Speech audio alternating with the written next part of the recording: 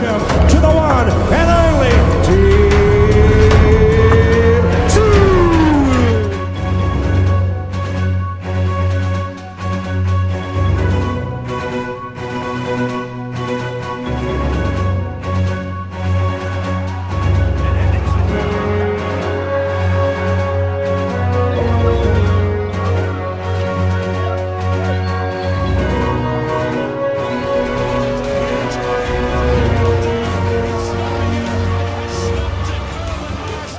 G'day guys, how we doing? Welcome to Talking Boxing.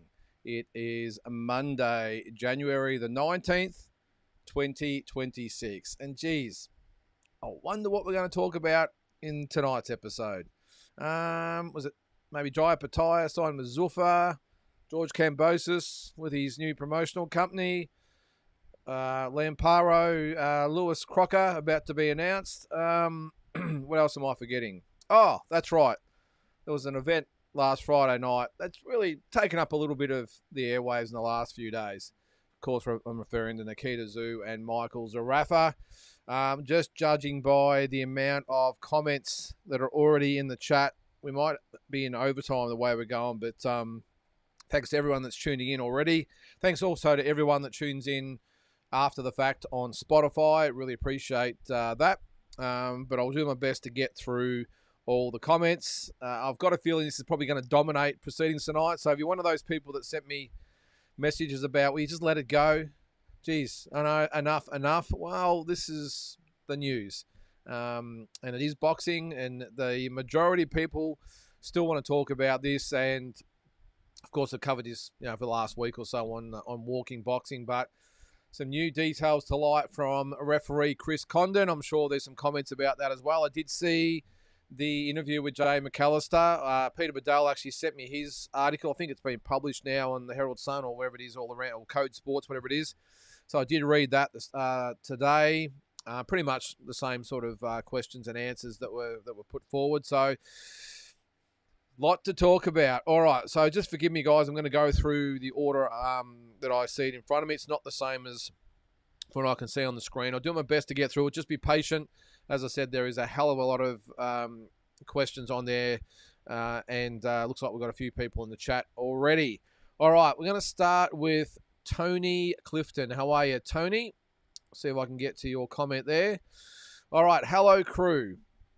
I've watched and listened to various Australian boxing pundits discuss Michael Zarafa and the machinations involved on Friday night, but I still don't know why he did it.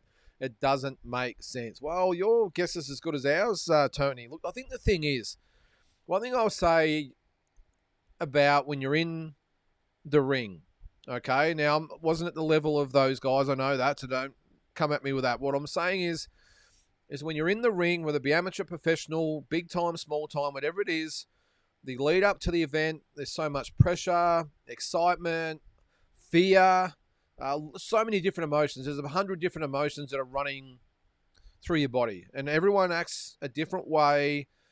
So many people can handle it. Others not so much can handle it. I must admit, I suffered a lot of anxiety and nerves and not so much fear, but, I suppose my feelings were shit and bricks before I went in there, and I'm not afraid to say that, but it never affected what I did in the ring. As soon as I got in the ring, I was okay. But what I'm saying is there's so many different emotions before you get in there, and then when you're actually in there as well, all these different types of emotions that are going around. My personal opinion is that when all the drama went on with the referee and the doctor, I just think that all this going around in his head, I've just got a feeling he just, I don't know, had a brain fade, whatever you might want to call it, and just went along with the narrative and just said, okay, well, that's it. I know it's hard to explain. But I've just got a feeling that he's just been caught up in the whole thing, and before he knows it, the fight's over. He's Australian bad boy magnified times 10, and he's going to have to work his way back. He has actually made a statement as well, by the way. So, I don't know. But all I can say is there's so many emotions going through your head as a fighter before, during, after, that things can get said or actions taken that you might not normally take. I hope I sort of explained that correctly. It's a hard one. All right. Asbot, how are you? Asbot, Zarafa moving forward. I don't know. Given his mental fragility, how he overcomes the professional and social backlash, honestly, I now pity the guy. He has destroyed his life for the foreseeable future. Well, I'm hoping you're wrong there, Asbot. I've got a fear you might be right, to be honest. But yeah, look, I've had my run-ins with Michael. He's had a lot of run-ins with different people, but it doesn't change the fact that I don't wish him any ill harm as far as his personal life. I really don't, as a person. As I said, I've had my say on numerous things to do with his career. He hasn't liked that, but I've never said anything personal, and it doesn't mean I don't like the guy. I know a lot of people don't, but my comments that I say about Michael are purely just on a boxing level. So all that aside, I hope that he's got people around to support him, Asbot. I really do. Honestly, I hope he's got people around him. His family, he's got a great family, by the way. I've met his dad and his sister and all that, and they are great. So I'm just hoping, I haven't met his partner, but I'm hoping he's got a good network of people around him. That's just his family. I'm sure he's got friends as well who can just, as they say, put their arms around him and just guide him through it, because it wouldn't be easy. Regardless of what you think of him, it'd be a hell of a time. Put yourself in that position that you've got pretty much. One thing that's sort of come out of it, I suppose, he's now a hell of a lot more well known than what he was before the fight. And maybe that's what he was searching for, the celebrity of it all. I don't know, but he's now very, very famous as far as Australian, well, it's just Australians in general go. Whether you're a boxing fan or not, he's now a very, very well-known man. So, but again, I hope he's getting through it okay. All right, Asbot there. I wonder if there's some way No Limit can pursue Zarafa legally, though some type of breach of contract, through some type of breach of contract, if you could prove that and withhold his pay. I don't think so, Asbot. And I'm sure someone's going to bring it up soon about the Chris Condon comments. Would probably give him the ability to have a case to come back at No Limit and say, well, regardless of what I said or not, the doctor or the referee were actually obliged to stop the fight without even taking me over to see the doctor. So, and again, I'm sure someone said that, but I don't think so. I think the only way No Limit can get around this, I mean, they could maybe try, like you said, withhold his pay, but I think if they challenged it legally, I don't think they would have really a leg to stand on. I mean, someone sent me a message saying, could they hold him in, bringing the sport into disrepute? No, I don't think so. I don't think he... I was going to say I don't think he did, but I suppose technically he did, didn't he? But, yeah, look, I think the best way for No Limit to say, there's your money, we'll call you, don't call us, lose our number. That's probably what I would think No Limit would say. They don't need the drama of any legal action. Just pay him his money. They don't have to refund to anyone else. It's not like they're going to be out of pocket. Pay him his money and just move on. That's what I think they would probably do. All right. We'll find the next comment there. Who we got?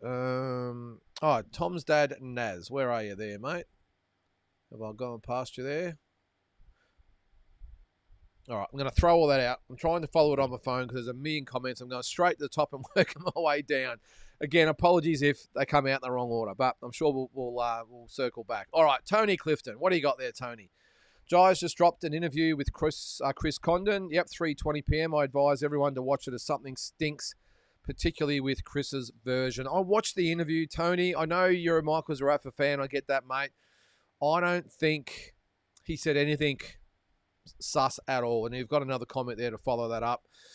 Chris claims he tried to persuade Mick to fight on. Did he say that? I reckon he said, let's go, let's go. No, he didn't. Explained about no contest. Mick said all good, and then Chris walked off and waved his arms. I didn't see it that way, Tony. I'm sorry, mate. Look, if you didn't see the interview with Chris, the revelation that and it was a great interview by Jay, by the way, and also by Peter Bedell. The revelation was that Chris said that if there was a cut on the eyelid or inside the eyelid, that is an automatic stoppage. Okay, so he said he got the tick of approval from his superiors, I suppose, the people that he answers to, and they ticked it all off. I would have thought they would have said to Chris Condon, if that's the rules, why did you take him to the doctor?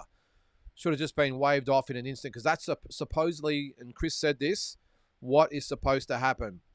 And what did you say there? He claims he tried to persuade me to fight on. I don't reckon. I think I think what he was trying to do, Tony, if I'm reading between the lines, is the reason he didn't just wave it off. He knew the magnitude of the fight. He knew it wasn't a serious cut. There was no blood. There was blood during the second round, but in between rounds, Michael didn't seem disturbed at all. Seemed quite okay with the situation. Of course, he had the conversation with his cornerman, his cut man. He said it was all sweet. I think Chris was just trying to, knowing the magnitude of the fight, to give Mick every chance to fight on, and which is probably why he said, "Hey, mate, let's go." I think he fully expected the doctor to say, "Yeah, nothing to see here. Let's go." Excuse the pun. Let's move on. And when Michael said, "I can't see," you can see the doctor sort of, "Oh shit, what's?" And and then he turns to Chris Condon and said, "Mate, you got to stop the fight." And then, what do you say there? No, I don't agree with that, mate. He didn't. What do you say there? He didn't. No, he didn't. He explained about no contest. Mick said all good, and then Chris walked off and waved his arm. Well, he did. I suppose he did do that, but he said to Mick or Michael, he said after the doctor said, "No, mate, you're gonna have to stop the fight." He said to Michael Zarafa, "You realise if I stop the fight, it's going to go to a no contest or a no decision or whatever it was." And Michael said, this is what I said in the video this morning, was the biggest take for me, is Michael nodded and said, okay. He knew exactly what was going on. So I know, as I said, mate, you're a Zarafa fan. But look, it is what it is. I think the referee did everything he could to allow Mick Michaels to continue on. The doctor, I think, was doing everything he could just to let it go. But under the rules and the regulations and all this, the duty of care, the doctor had to stop the fight as soon as Michael Zarafa said he couldn't see. And there's no denying that, Tony. He said it 3 or 4 times. I can't see. The referee and doctor got no choice but to wave it off. If anything, Michael should have been probably thanking Chris for giving him the benefit of the doubt, not waving it off in the first place. So, yeah, I get where you're coming from, mate, but I'm sorry. It's pretty hard to defend Michael's position, unfortunately. I will say, too, with the statement he brought out today, at least he owned it. And that's a credit to Michael and deserves a little bit of credit, I suppose, that he did say he knew it was a poor choice of words. Can't take it back. It is what it is, all the rest of it. And you've got to give him, as I said, some credit for that. All right, Asbot. I wonder if there's some way... Oh, sorry, you've already been through that one. Sorry. I've been through that. All right, Big J. What do you got there, mate? What's that? That chump McAllister had done some great interviews. Oh, to his credit. Yep. McAllister had done some great interviews with Glenn Rushton, Billy Dibb, Sam LeBruna, Barry Michael, Chris Condon, just to name a few. But he's still ducking me. Yeah, he's done a really good job. He's been really busy, Big J. Has Jay McAllister. And has just literally tried to get a hold of everyone that was involved in the fight who has an opinion. Really good job by Jay McAllister, particularly getting the interview with Chris Condon and also with Sam LeBruna, because Sam hasn't really spoken to anybody about what happened with him and Michael. So, yeah, good on you, Jay. Fantastic stuff, mate. All right, Ryan, so you're still with the referee. Did you hear his explanation on why he called the doctor over at the start of the third round? Was interesting to say least, yeah. Yeah, and that's what I just covered there, Ryan. Yeah, exactly. So, as I said, mate, I think he tried to give Michael Zarafa the benefit of the doubt, tried everything he could to help him out, to keep him continuing on. And I think he just thought it was just going to be a matter of the doctor having a look at it. Michael saying, I'm fine. And the doctor just saying, yep, all good. And then he would wave him back out and away they would go. I don't think the referee or doctor expected Michael's comments. And as a result, they had nowhere to go and they had to terminate the contest. So it is what it is. All right, Naz. As a boxing fan, I'll never pay to watch a Zarafa fight again after that. But as a human, I hope he's good.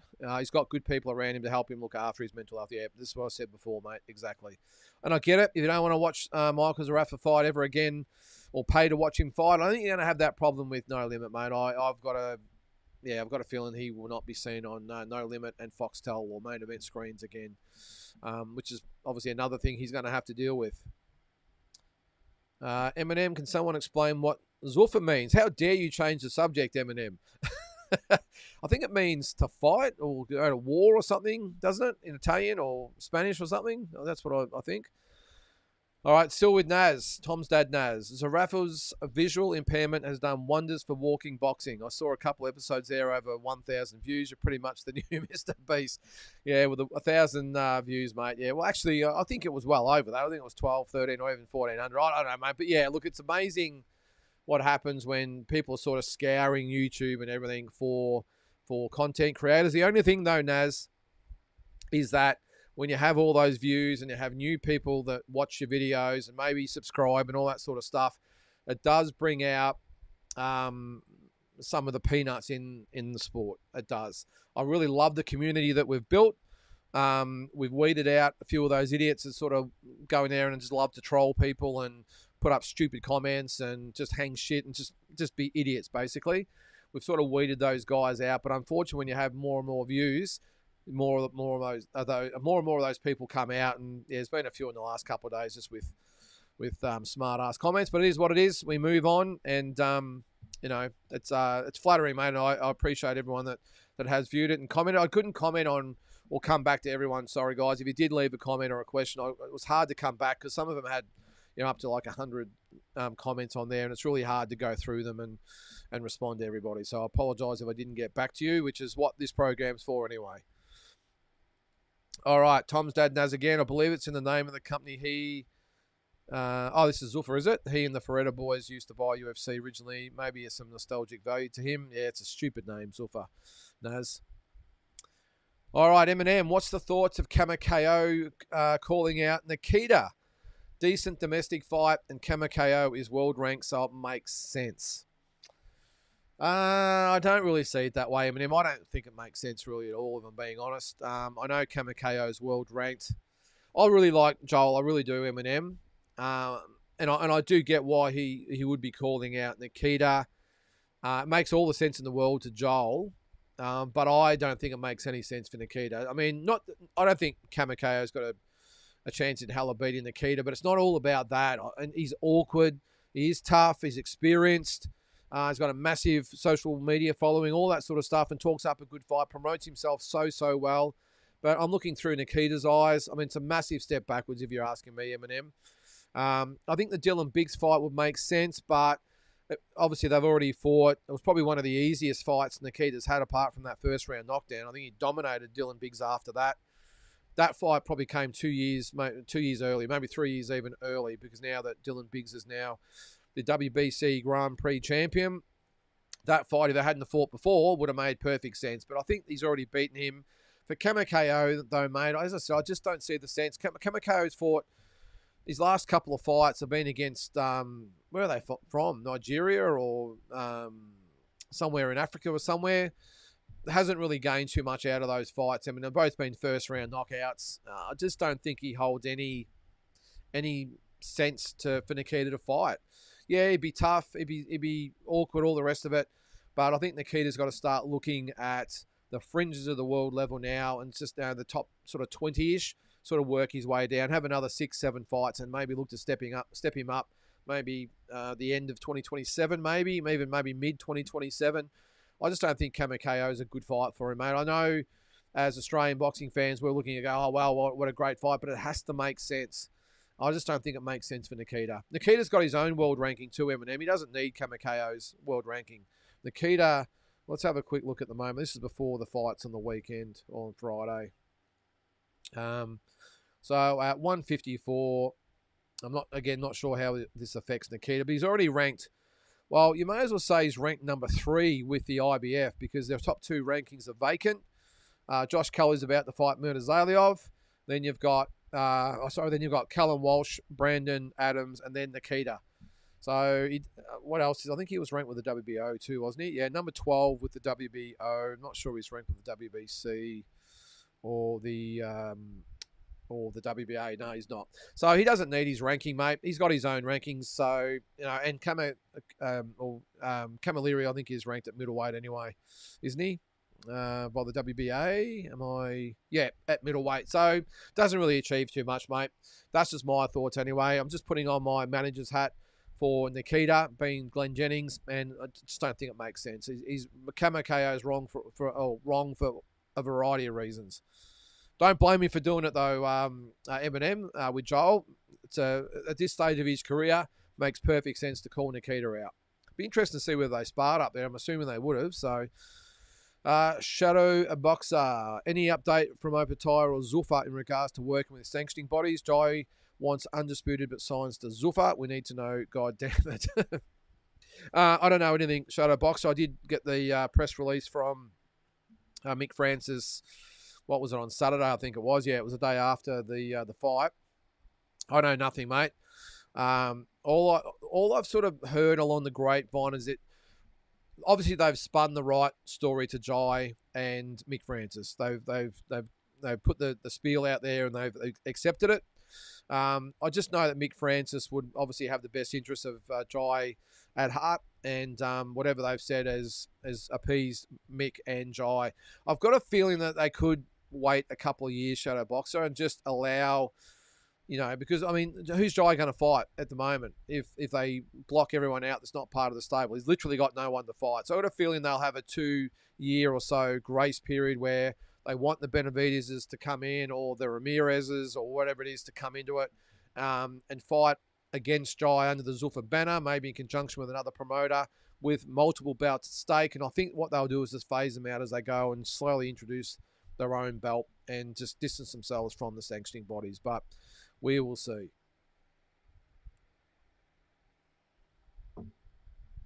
All right, Eminem again. I think they should slow down with Nikita on the world stage thing.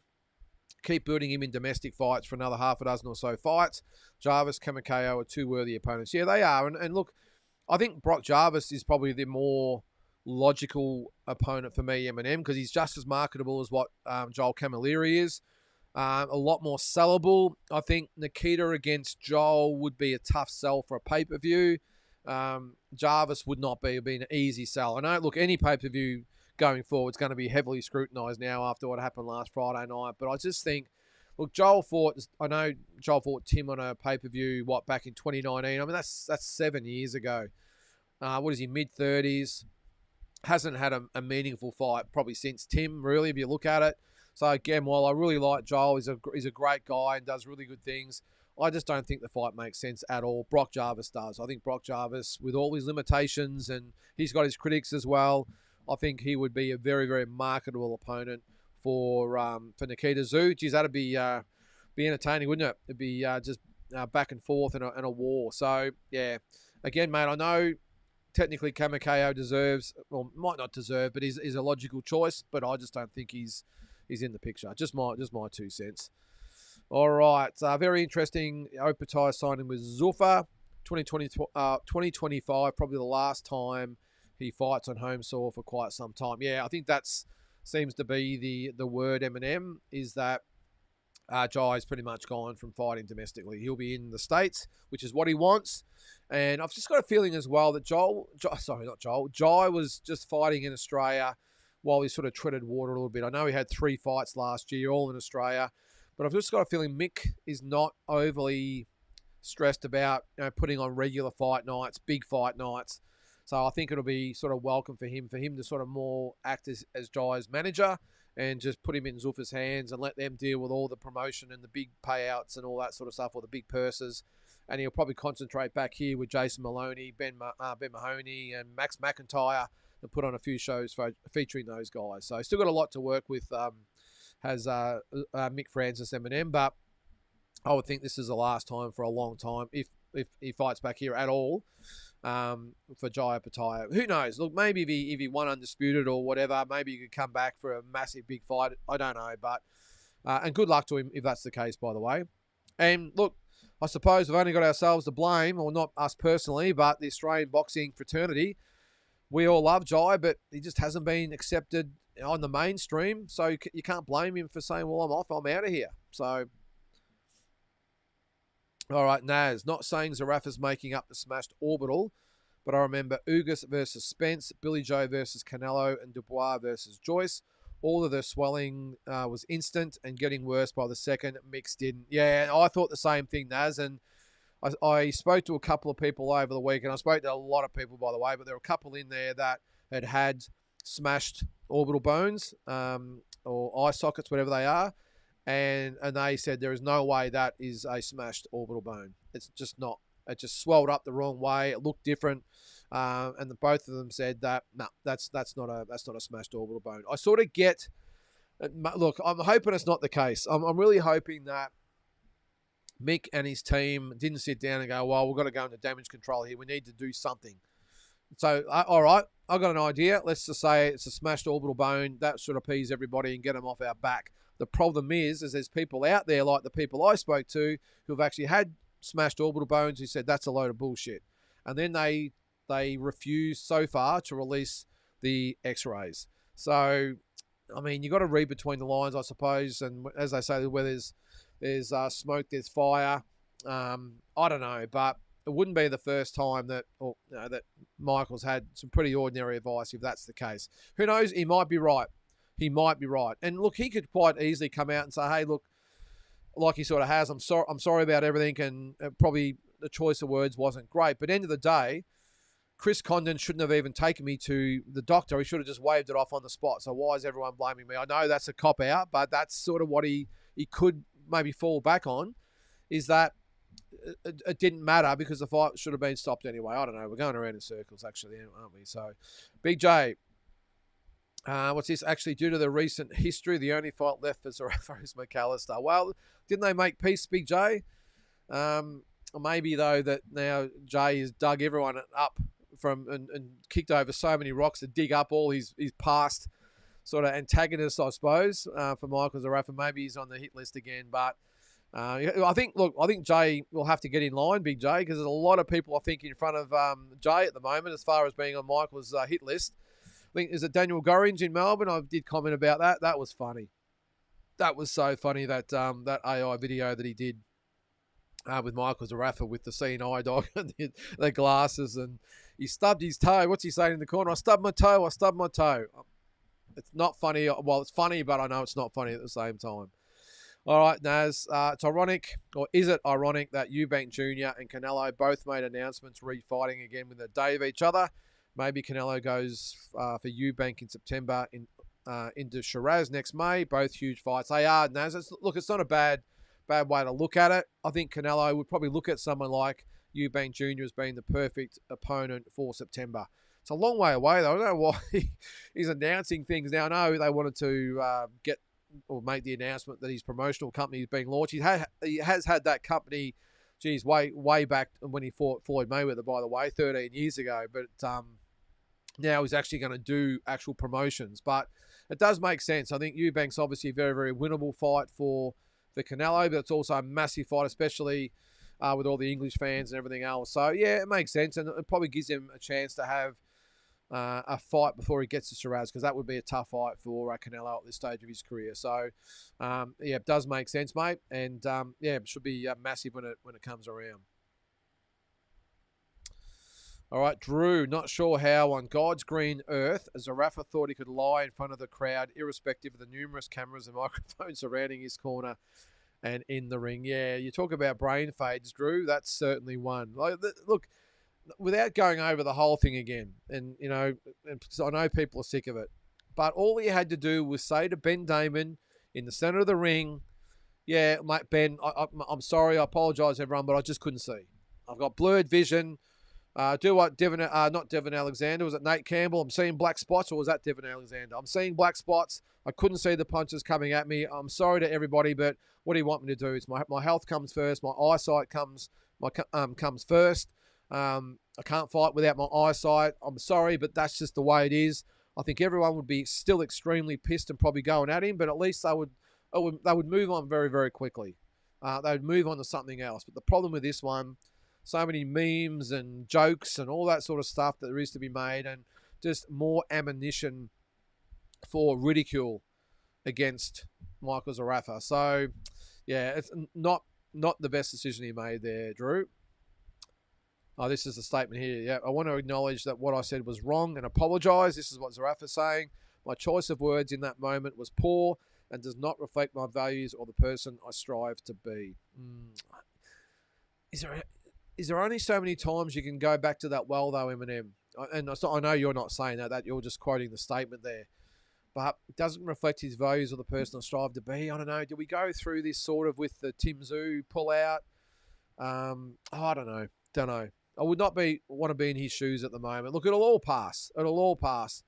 But I'm concerned that going forward, his career, I was going to say might be at the crossroads. I think he's gone through the intersection, if I'm being honest. I think he's chosen his path and he's gone straight ahead, and the path leads to nowhere. I hope I'm wrong, but I suppose, or am I wrong? Because the response I've got so far is people saying, I hope this is the last we see of Michael Zarafa. So not much scope to come back into the fold with Aussie fight fans, I don't reckon. I mean, how are you supposed to sell another big fight?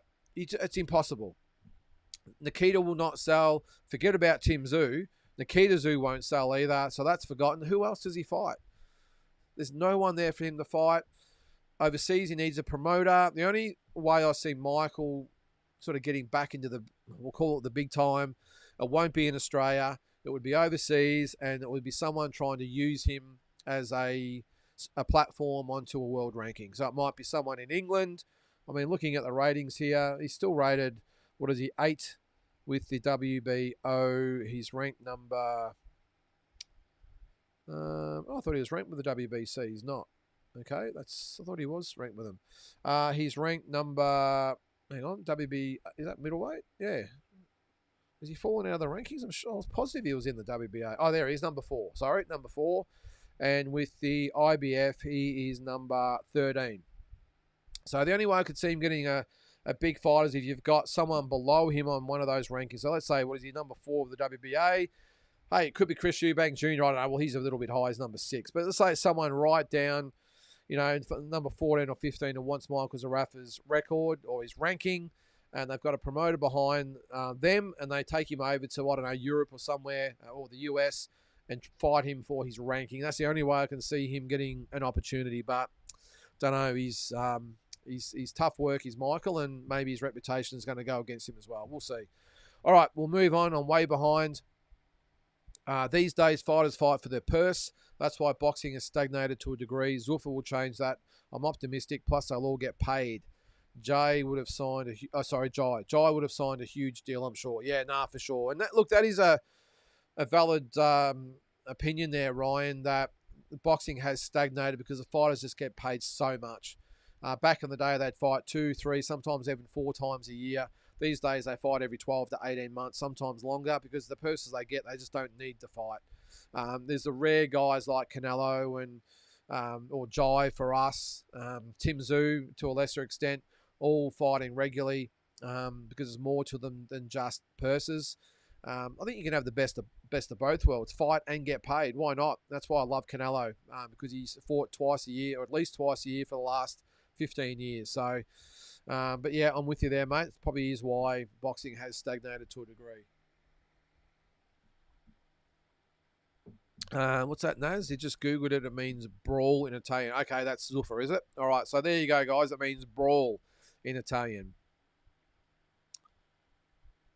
All right, Eminem. All right, if Zarafa didn't lie and stick with the fact he couldn't see and not deny it, this whole situation wouldn't be half as bad. Also need some evidence of shattered eye socket and damaged retina. Yeah, I forgot about the damaged retina thing as well. Look, the thing is, again, in between rounds, Michael was not disturbed at all. And if you've got a bad knock in your eye, which would indicate retina damage, you'd be upset or flustered, whatever it might be, affected by it, and then you'd actually say to your corner when I can't see. Wouldn't you think he'd say that in the corner? This is another massive thing for me. He's in the corner. He asks the cut man if the cut's okay. The cut man says, yep, all good. Wouldn't you think that would be the perfect moment to say, I can't see? And I'm sure his cut man or his cornerman would have said, hang on, you can't see. And that's where he could have said, no, guys, I can't see. And then it would be bring the referee and doctor over, and they could say, hey, you can't see, we've got to call it off. That would have a lot more legs than what he's got at the moment, because he's basically left stranded out there, with no rudder. He's just out there with nothing to grip to, and he's got nowhere to hide. And he can bring out all the statements that he wants. I do, again, appreciate that he's owned the situation, but it just doesn't change the fact that he was the one that decided he didn't want to continue. Could have easily said, no, I'm sweet, I'm good to go. The doctor would have said, hey, mate, yeah, come on, get going, let's go. I've actually seen in the past, I mean, this is years ago, where I've seen fights where the referee would bring the fighter over and the doctor would actually get up in the ring and say, mate, stop wasting my time, let him fight, not even examine the wound. So I know that's probably in years gone by, but actually what I think it was it the Hagler Hearns fight as well? I know it's 40 years ago, but the doctor almost scolded Richard Steele for having the nerve to bring him over. I think he was enjoying the fight like the rest of us were. He brought him over and just said, mate, just let him go. So anyway, but that would have avoided everything, Eminem. If he had said something in the corner, then it would have been over. Yes, everyone still would have been pissed, but they would have understood, and he still would have been able to get that rematch, I think. I think No Limit would have went, all right, okay, we get a second dip at it. Let's do it. Now, it's always a fight for credibility for No Limit anyway. They're always up against it by trying to keep us all happy. If they tried to sell the rematch, I think there'd be absolute anarchy, I think. All right, Big J. Which one are you talking about here? Thought he was shot but used the experience and knowledge to weather the storm and got the KO. Okay, sorry. Must be out of order there. Sorry. Well, no choice for Zarafa but retirement. No, I wouldn't go that far, Big J. I think you'll see him back. The problem is, I suppose, when you think about it, it's one thing to say he's not going to retire, but where to then? No promoter. And this is the other problem with him that I said as well. Pretty much burnt pretty much every promoter, trainer, a lot of managers along the journey that could help him. Going to be tough to come back. It really is. The only hope, as I said, is to maybe get someone overseas that might want to use him as an opponent. Maybe he could score an upset, get back on track. I don't know, but I wouldn't want to be Michael Zarafa's manager or in his team at the moment. It'd be tough. All right, Naz, on a positive note, I thought Billy Polkinghorne looked great in his comeback fight and loved Liam Wilson's left rip. My favourite punch in boxing and lethal when done well. Yeah, it was a brilliant performance from both those guys. Probably no coincidence either, Naz, that both trained by Benny Harrington, doing really, really good things. He's Benny, obviously a very, very good trainer. Yeah, I was impressed with Billy Polkinghorne. I still think he's got a long way to go, Naz, and I mean, it's hard to say that because he's 27, I think, years of age, but I think he's on again in March, so they're going to give him a quick turnaround. He's been out for a long time, of course. Very, very impressive. And I think considering he's been out for so long, I thought he did an excellent job. Really looked good in stage. As I said, he needs work. But Liam Wilson, just a beautiful body punch. And I think Liam Wilson's actually improving. I know he's at the stage of his career where he probably shouldn't be improving. He should just be trying to get those big fights. But I actually think Liam has worked on a few of his deficiencies and I think has become a better fighter. So let's hope he gets a crack at Navarrete or somebody else in 2026. All right, Taylor Jensen up again. Up against it this month. Alif Turhan is a beast. First round KO of Shauna Brown, who beat Jensen, and then last fight bullied the bully in Olympian Beatriz Ferreira. Unorthodox but can hit. She's all over the joint, Naz, but she can fight. There's no sort of focus on defense or anything like that or technique. It's like, all right, I'm going to go out there and try and bomb you out. Yeah, look, I agree that Taylor's probably up against it, but hey, you got to be, as I say, in it to win it. A lot of the Aussie boxing's biggest sort of wins or upsets have been with fighters that have gone overseas with no hope of winning, and they've got the job done. So I'm with you. She's definitely up against it, but hey, all the best to Taylor, and let's hope she can bring the title home. Probably not a good sort of tell, I suppose, when you think that the girl that beat Jensen was knocked out in one round. But hey, as they say, styles make fights, so let's go. We'll see what she can do. All right, Utopia Blue 68. What do you got there, mate? Thanks for all your amazing contribution to Australia's boxing industry. No worries, mate. I appreciate that. In light of the fights last Friday night, I feel it's both a gift for Nikita and Tim emotionally and psychologically. Yeah, well, have they had a win? Have they had a win in the whole situation? I suppose they have, because all of a sudden, 99.9% of Australia's boxing public are all with them, and of course they won the battle over Michael Zarafa. Yeah, I don't know. I don't think Nikita would be too plus or nonplussed about the whole thing. I don't think he'd be too stressed. Tim, I think he obviously really enjoyed the moment of getting stuck into Michael Zarafa. I did comment the other day in one of the videos as well that there were some people who didn't like that after Tim getting accused of pretty much the same thing against Fundora. I know, and I agree. In my opinion, it was different because Tim at least gave 6 brutal rounds before he retired on his stool. But a lot of people thought it was a bit rich coming from Tim having a go at Michael when he supposedly quit against Fundora.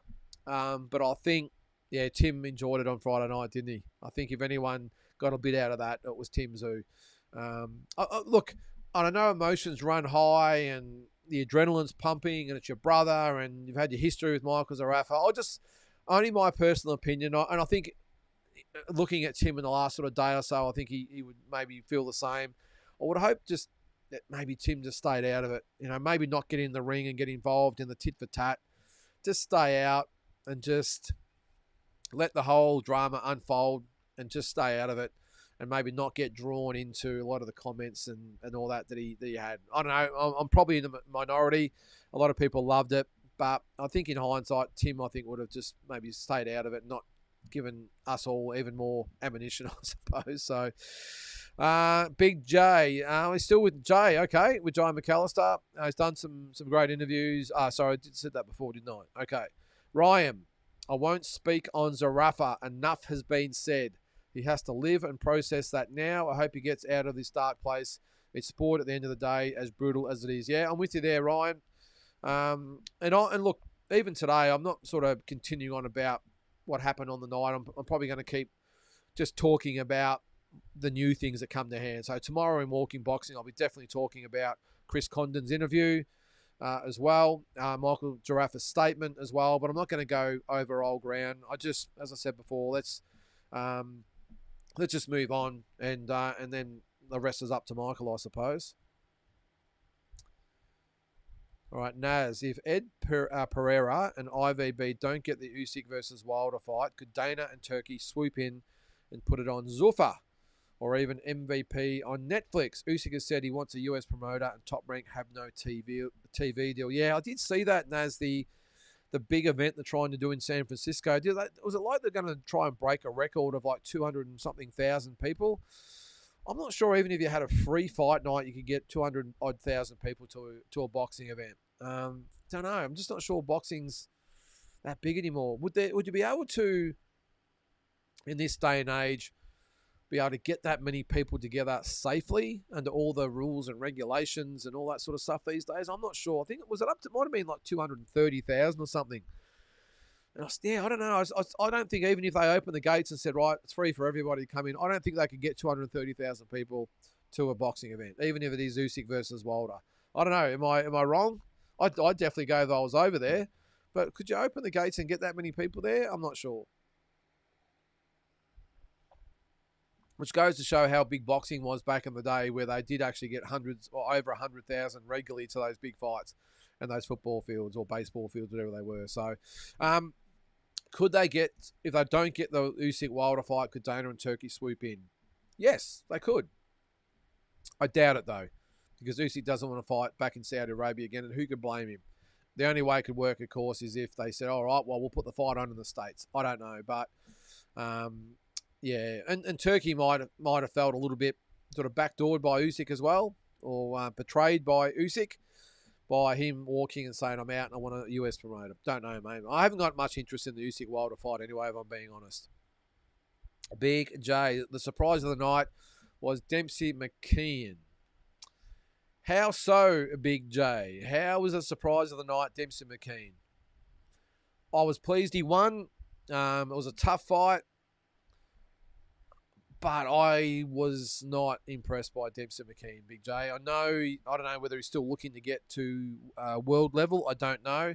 But from what I saw the other night, mate, I just don't think he's at that mark. I like Dempsey. He's a good, honest fighter. Who knows? A good domestic level fighter. Maybe a fight with Justice Honey could be made. I don't know, although I doubt it because with the promotional sort of factions against each other. But yeah, I thought it was a lot tougher than I expected it to be, Big J. I knew, is it Taliva or Vasilatu? Which one was he? Hang on. I keep getting them mixed up. McKeon, yes. All right. So it's just, I thought it was the towering, or Tower of Terror. Now it's just the Tower. All right. So he fought Vasilatu. So I say Vasilatu. I thought that Vasilatu would be tough like he was, but I thought that Dempsey would handle him pretty comfortably. I didn't expect the drawn-out war that we got. Now I'm not sure whether... Well, I think Dempsey's one of those fighters, mate, that's in sort of just in no man's land. There's not that much for him here in Australia, apart from maybe Justice Huni or Terramona or someone like that. I just don't see him being anywhere near the world level, mate. But we'll see. We'll see. Hope he at least gets a shot because there's some big money to be made. All right, David Jenkins. All right. Had rare time to immerse myself in boxing last week. Pleased to say I wasn't subjected to a public tirade of expletive-ridden drivel from boxers or teams leading up to Friday's event. Dignity intact. Good stuff, David. Good stuff. Big J, as president of Australian boxing, okay, self-appointed, obviously, I hereby banish Michael Zarafa forever for being a little punk. Jeez, be careful there, Big J. You'll be getting an inbox from Michael soon saying don't cross my path. I never want to see or hear from him again, and nor does anyone else. I'm surprised you would say that, Big J. I was actually under the impression that you had a pretty good relationship with Michael Zarafa. Yeah, I'm not going to go that far. I'm not going to call him a punk or I never want to see him again. But I'm of the camp, Big J. I'm not mad. I'm just disappointed. That's why I am with the whole event. I look sort of mad because I forked out money, but on the other hand, as I said, I'm just disappointed that, and I'm sure Michael's disappointed in himself of the way the whole thing just transpired. So, where do we go there? All right, Drew. No Limit, Fox Sports and KO took a massive step back, to say the very least, on this debacle. Zarafa might be finished given the expiry of his contract, and who else is there for Nikita at this point? Well, by all accounts, Drew, looks like his contract will be torn up and he will be on his own. No Limit, Fox Sports and KO. Yes, I agree they took a massive hit. I really do. No Limit, I think, were unfairly blamed for the whole thing. I don't think they have any liability in this at all. And I know there will be some of you out there that disagree. What have they got to answer for? Us as fight fans demand them to put on the best fights, the best Aussie fights. They did that. I thought they promoted it unbelievably well. I thought the build-up, the anticipation, the lead-in, all that sort of stuff was first class. I think everyone was excited about it. I had so many people asking me about the fight that weren't even boxing fans. A lot of people turning up to the pub, all excited, ready to go. Obviously, a lot of people online. I think they did everything that we would expect of No Limit to do. And because one fighter decides that he wants out for whatever reasons that we're all talking about, how is that the promoter's fault? It is not No Limit's fault. So I disregard that. So they've taken a massive hit but just because they happen to be the promoters, Drew, and I think unfairly. So I think they will be forgiven. No matter what they do, we'll always have detractors like me that always love to stick the boots in and others, but I'll give them credit where credit is due. This was a fantastic event. Apart from what happened or transpired in the main event, the undercard was average. I thought they were good fights, but there was not one fight on there where I was sort of rubbing my hands saying, oh, I can't wait to see this fight. When the Paro fight fell over, I was like, oh, well, whatever. But I only bought the fight because of the main event. So No Limit did everything they possibly could, as did Fox Sports, as did KO, as did main event. They gave us everything that we wanted. I don't think we should be holding all those parties accountable for the actions of just one fighter who decided he wanted out. So, but regardless of that, you're right. The punters out there see them responsible because they were the promoters and the broadcaster. So they're as much to blame according to everyone else out there, but I don't see it that way. All right. Drew, still with Drew. All right. Very unpopular take, but I, for one, would like to see a rematch purely based on the newfound spite and genuine beef this time around. Zarafa doesn't deserve it, but I still think people love a car crash. No, I don't think so, Drew. I think this is one car crash that people will happily drive by, not even look sideways at. Unfortunately, Michael's goodwill, credibility, standing, whatever you might want to call it, with the average boxing fans out there, I think it's just irreversible. It is over. It was hard enough before this to get them to buy into the Michael Zarafa circus again, or the roadshow, whatever you might want to call it. I think now this is it. I don't think they will want a rematch. I think No Limit would probably read the room and say, yeah, nah, that's going to be a tough sell. Now, if it had ended the way I said before, then okay, we would have had reason for a rematch if it had been stopped before it even got to the doctor, or the doctor or referee waved it straight off because of the cut eye, or if he had a stuck by story, then we would be on the verge of a rematch or have grounds for a rematch. The way it ended, mate, firstly, I don't want to see a rematch. I'm thinking I'm in the majority out there. The spite, I don't know. I think it was manufactured in the last fight, and I think no one will even care whether there's some real vitriol between the two. I don't think people will care, mate. I don't think anyone will want to see a rematch, and especially No Limit will say, "Nah, we're through with this guy." I'm sure they'll probably have a conversation about it though, Drew. Why wouldn't they? They'd be negligent of not sitting around in the boardroom, wherever it is, and saying, hey, do you reckon this fight could actually sell? Could we actually get away with going back to the well of Zarafa versus Zoo and seeing what we can do? And I think if they had a conversation about it and had the whiteboard up and put the pros and cons, I don't think they could come up with a reason that we would actually buy this fight for a second time. So, and it could have all been different if circumstances had changed, but unfortunately, I think it's out of their hands now, and they just couldn't do it. All right, Hearns.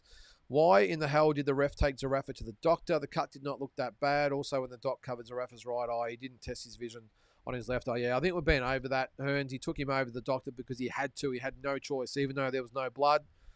There's a cut on the eyelid. Technically, he should have stopped the fight, but he gave Michael the benefit of the doubt, took him to the doctor. The doctor would have just sent him back out there, no problems.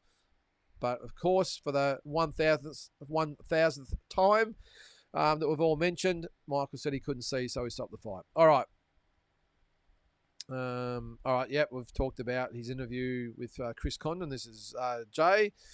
Jay is unmatched in the Aussie boxing interview space. Credit to him. Well, he works hard there, Eminem. You can't begrudge him that. He's worked really, really hard the last few days to try and get all the inside information for all us boxing fans, and he's probably the hardest working journalist out there at the moment, isn't he, Eminem? All right. Ryan says, busy show. Probably should do a 3-hour show. Well, what are we? Nearly an hour in, mate. And I don't think I've even got through the initial comments that were waiting for me when we started the broadcast. So we'll keep going. We'll keep as long as we need to. Pump for Jai going to Zuffa Boxing. He is a pioneer. Paramount Plus money, Turkey money. The smart fighters will follow. Money talks. Yes, Ryan. I think in 5 to 10 years' time, we will be saying what an absolute genius Jai and Mick Francis were of going to Zuffa, I would think. And even if Zuffa doesn't work, I think what he'll be able to, or the fights he'll be able to get, and the money he will make, I think you could almost put it into, was it Live Golf and all the rest of it? They on to Live Darts and all that sort of stuff they do as well.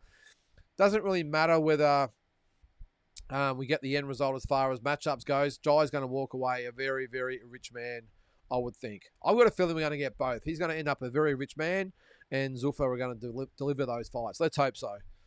All right, Drew. All right, we're still going on with Michael. I just don't want to repeat the same things over and over. No excuses for the Zarafa disgrace, but to try to understand his actions, I feel he didn't like where the cut was, plus the feel of Zoo's power, and felt he could naively get the rematch and no pushback. Oh, I don't know, Drew. I've got a feeling he was concerned about the cut, even though the cornerman or the cut man said it was okay. I think the fact that maybe in his mind he thought, well, this is going to be a real problem going forward. Maybe I will take the approach that Tim Tszyu should have taken and said that he can't see, and they can end it, and a rematch could be scheduled. I think, but the way he went about it, this is what it all comes back to, Drew. It's the way he went about it. Again, if he had just said, guys, I can't see, it's a bad cut, we move on. But I've got a feeling, that he didn't like the feel of the cut or the fact that he was cut. Thought that it might be detrimental to him as the fight went on, and maybe just thought, I'll just take the out now, and we can move on and maybe get another fight down the track, which is obviously, as I said, what Tim should have done in the first place. But Tim is part of the fighter's code. He's part of the mentality of a fighter where he said, mate, I can see, even though it was obvious that he couldn't, Michael chose to go down the other path and try and find the loophole to maybe get out of the situation with the cut and maybe regroup for a rematch. But unfortunately, it's blown up in his face and it ain't going to happen. I gave him $1. I can't see No Limit or Fox funding a rematch or the sponsors. I just can't see it. No, I'm with you there, mate. It just won't happen. All right. Ryan says, you're a classic Big J. Oh, look out. We've got a fan here. Love your no BS approach. Still waiting for the fight to be announced between you and J Mac. Yep. And get on there and support Big J's channel too. What's it called, Big J? Aussie Boxing Talk. Get on there and subscribe to Big J. You'll get a take of the sport that you won't get from myself and many others out there. We're all a little bit politically correct, I suppose. But you'll get Big J tell you exactly the way it is. So, what's that, Ryan? Great show with you and D-Style today. Great conversation. Thanks, Ryan. Yeah, well, if you didn't see that, I might actually, I've got to work out, Ryan, and I know there's a way to do it, is to actually stream it to my channel as well as when D-Style's streaming. I don't want to take viewers away from D-Style's channel, but I think there's a way that I can stream it to mine as well. Or worst case, maybe I'll see if I can get the link and just put it on our page, or download it, put it on our page so that you guys can at least see it. But check out D-Style as well, and check it out there. It was we had a good conversation today about this fight as well as Jai and a few other bits and pieces as well. So, all right, Richard.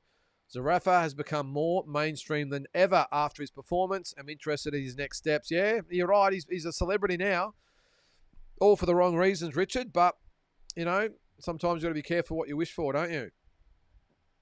All right, Richard, still with Richard. I agree about Nikita versus Zarafa too. Even if No Limit give Mick a one-fight contract, they need the balls, though, to go ahead with it. No, I can't see it, Richard. I'm sorry. As I said, I'm sure they'll discuss it.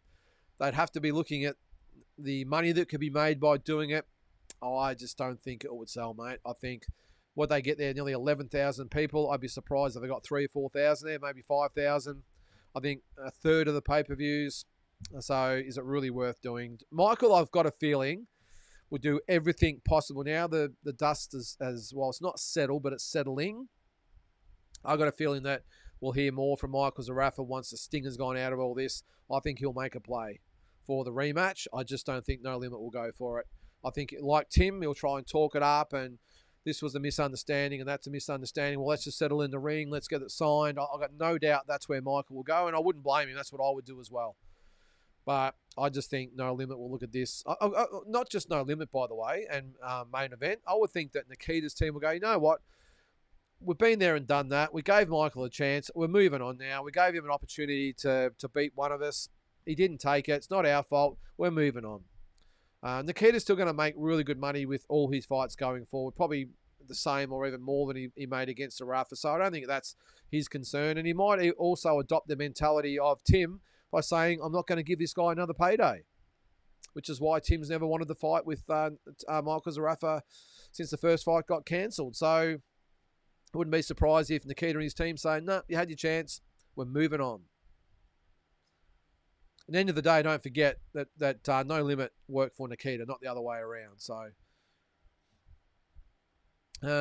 Richard, still with Richard. While it did, good photo you got there too, Richard. A picture of a ceiling fan as your profile picture. While it did hurt him, the boxing and even all sports public here look at Mundine. Yeah, I never saw Mundine quit though, Richard. He was the absolute master of talking up a fight. And I'm not saying I was the biggest fan of Anthony Mundine growing up, I can tell you, or when he was fighting, but he always showed up, he always performed, he always put on a show, and I never saw him ever quit, Richard. So it's a little bit different, mate. What's that? What were the odds of Michael buying Jay McAllister a beer? Not good, Richard. Put Liam Paro and another Dempsey McKean fight, and I'm sold. Yeah. Well, at least the Dempsey McKean fight was entertaining, and Liam Paro brings the class. He's a very, very good fighter, Liam, and I really hope they get the Liam Paro Lewis Crocker fight here too, Richard. I was just talking about that to D Style today. How good it would be to get the Paro Crocker fight here. And I even threw out that maybe they could even make a play to get the Andrew Maloney world title fight as well, and try and get back some of that goodwill that they lost on the weekend by trying to get as much quality content in and try and build themselves back up, because they're in damage control as well. Again, wasn't their fault, but that doesn't matter. People are still going to blame them. So if they can get the Paro Crocker fight, throw in the Andrew Maloney world title fight, which has no promoter out. Well, the fight's not really gone the purse bid or anything yet. But once the negotiations start, I would love for No Limit to say, you know what, we're going to make a play for that, and we're going to put it on a main event pay-per-view, Andrew Maloney and Willaboldo Garcia, and put a stacked undercard underneath it, and let's start rebuilding from there. So, and same with the Paro and Crocker fight.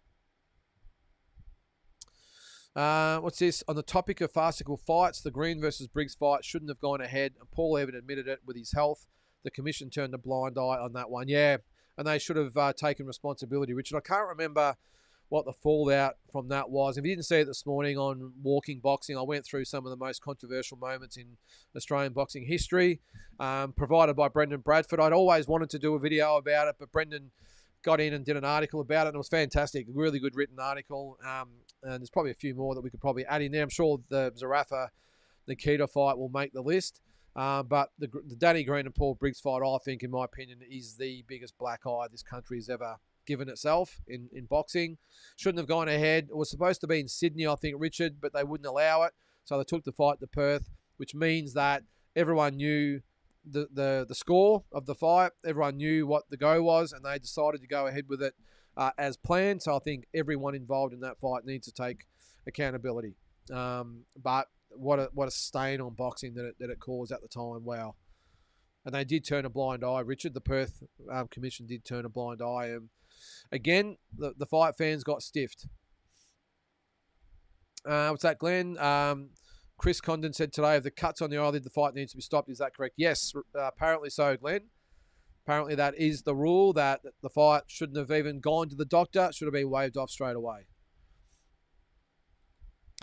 Adam, I liked your comments today, by the way, on the D-Style show. Keep up the good work. Thanks, mate. Once a cat, always a cat. I knew he was a grub, but didn't expect him to go this low. Wow. So these days you call it a cat, is it? Used to be you're a dog. I've never seen being called a dog as an insult, because, I mean, a dog is the most loyal, loving animal, I think, on earth. For me, I love dogs. So I've never seen the sense in calling someone a dog if you're trying to insult them. But a cat, what's a poor cat done wrong, Adam? Tell me why you call someone a cat. I did see you. Did you call him a poofter today, Adam? Jeez, mate. In this day and age, mate, you got to be careful. All right, Jason, what's that, been hanging out for talking boxing? There's going to be some strong opinions tonight. Certainly is, mate. Join the conversation there. I don't know how far I'm behind there, guys, but I'll keep going. I'll keep going right through the comments until the end. All right, Jack Max, what did you think of Liam Wilson? Hangs around on the inside and gets hit too much for mine. Durability suspect too, but the left rip was a beauty. One of the best I've ever seen. Yeah, it certainly was, wasn't it? Look, I still think it's going to be tough for Liam to win a world title, Jack. But as I said before, I still think he's improved. I really do. I think he's trying to work on his deficiencies. Whether that's enough to get him a world title, we will see. Yes, he does get hit on the inside a little bit too much, but I think, again, they've been working on that. I think, look, Navarrete is the type of fighter that's pretty limited. I know he's tough and he's big for the weight and everything else. He's obviously stopped Liam in the past, but I think if there was a champion that Liam could possibly beat, it is Emmanuel Navarrete. I'd probably stay away from some of those other, like the Sharky Fosters and those type of guys who are pretty slick. But Navarrete is beatable. He's showing that. But he needs to not get caught into a slugfest with Emmanuel Navarrete. Take away the whole should have won if it wasn't for the long count, all that sort of stuff. Let's not forget that he did stop Liam. So I don't want to see Liam in the pocket with Emmanuel Navarrete. I want to see him from the outside, pot-shotting him from afar. Still ripping and hooking, all that sort of stuff, but doing it from a distance rather than really close in, because there's uppercuts and hooks and those really awkward sort of movements that Emmanuel Navarrete makes. It could spell a bit of danger for Liam, but I think he's up for it, and I hope he gets his chance.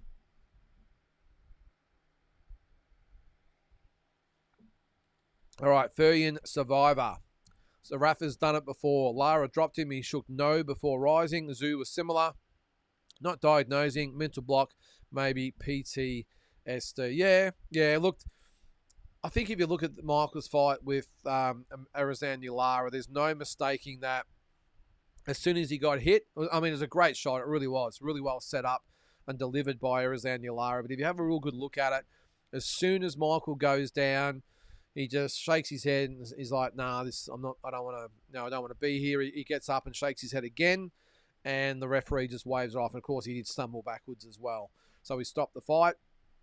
But again, Michael has explained that with his where he was mentally, he wasn't there.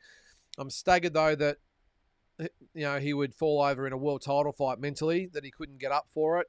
But he did say it had been postponed that many times and he just couldn't get motivated. I mean, we don't know what's going through Michael's head on that occasion. But again, it's hard just to defend him, Furian, as far as what happened on Friday night. So, I've addressed that one, Jason. Thanks for that with Joel Kamakeo. Yeah, I'll say it again. Not a good move, I wouldn't have thought.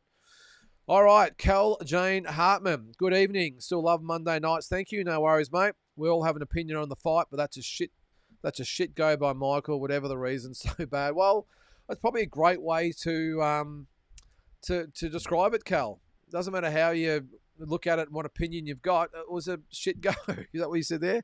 A shit go by Michael. Yeah, whatever the reason. Everyone's got an opinion though, Cal, haven't they? We're all experts. Lara wasn't just a knockdown.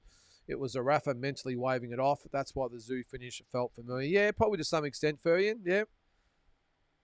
James says, I want my money back from him. Yeah, good luck with that, James. They're not really in the habit of refunding money, mate, because they'd go broke. So, Jason, the delete button is so close to the send button. Is that the chat, is it? All right, Furian, not judging the man, just saying the pattern is there. Once things go wrong, Zarafa looks for the safest way out. Yeah, he just has this way of just stooping lower with Michael as far as everything goes. I mean, he's just a walking controversy, Michael Zarafa. And as I've said a few times, my only sort of criticism with Michael in a lot of the things that have happened over his career is his failure to take responsibility. And the blame game of everyone else is at fault except for me in Michael's shoes here. That's probably my only criticism. Okay, you're not going to win every fight. You might get knocked out like you did against Lara. You might, as they say, chase greatness and fall short. All that sort of stuff, it can happen. And people might not like you, but they'll always respect you for having a go. Michael just has this way of not getting respect or admiration or credit or any of those sorts of things. He's just one of those really weird situations where he just polarizes everybody for the wrong reasons. What's that, Cal? You would think regardless of the emotions, he's been training and fighting for how long? No excuses, shit go. Yeah, no, it's a good point there, Cal. Yep. Regardless of his emotions, he'd had 8 weeks or something lead in. So you're right. I agree, Cal. Richard, George Rose's Aussie Don King rematch time. Nah, I stand by. I'm strongly doubting that, Richard, but we'll see. Right, and what's that? Let me change the narrative. Let's go, you Blues. Carlton Sydney is around the corner. Yes. What are we, 6 or 7 weeks away, Ryan? Go those mighty Blue Baggers. I'm just a bit worried, Ryan. It's in Sydney. We never win in Sydney. And I'm just dreading that coward, sooky gollywog they've now got playing for him up there is going to kick a bag and we're going to get beat by Sydney. Let's hope I'm wrong, mate, but go the Baggers. All right, Mutsy, welcome to the show, mate. I reckon he's seen another payday without thinking of the consequences of throwing the towel in. It was the first thing he talked about when he got the mic. Yeah, no, you're right. As I said much before, I just think the cut would have been playing on his mind. He would have been thinking, all right, well, I've got an out here. I can just say, I can't see, and they'll stop the fight, and we will move on. Risk averted. But unfortunately, he didn't continue with the story with Ben Damon, and back the story up. He changed his story, and that's what I think most people are even more pissed about. So I can't see KO and Fox and the sponsors will get the rematch too risky now. I do feel a bit sorry for him. I don't feel sorry for him, mate. No, I don't feel sorry.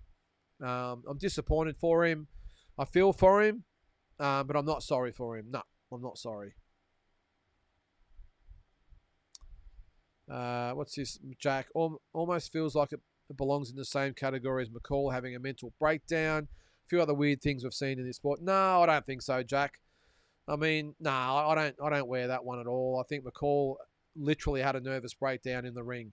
Michael just makes bad decisions and just makes bad calls. It's as simple as that. And just says the wrong things at the right time.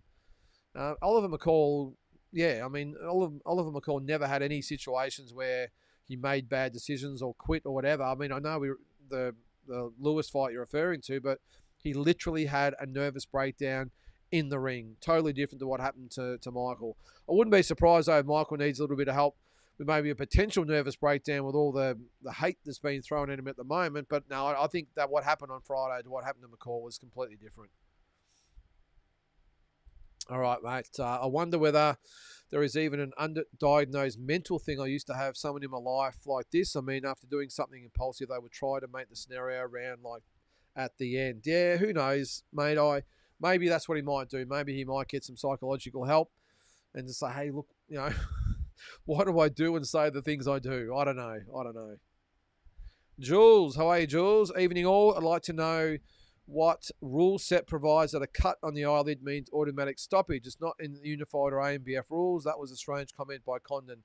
Well, I can't comment on that, Jules, because I took Chris's comments at face value.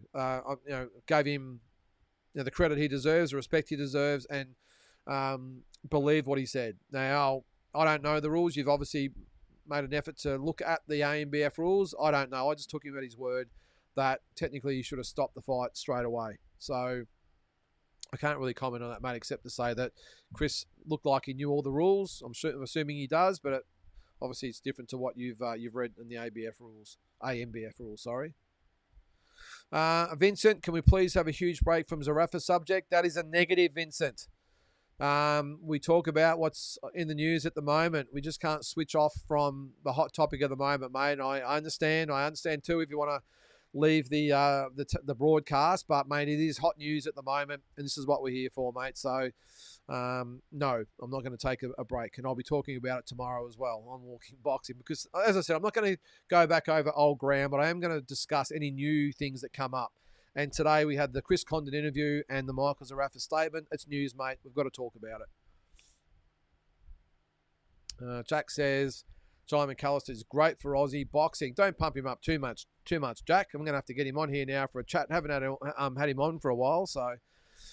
We've got there Andreas Sava. Love your work, mate. Thank you very much, Andreas. Really appreciate that, mate. Thanks for tuning in. What have we got there? Shanks Pony. Zarafa was paid good money to fight the headline fight on a big card. He knew what was expected of him. He dogged it. He lied.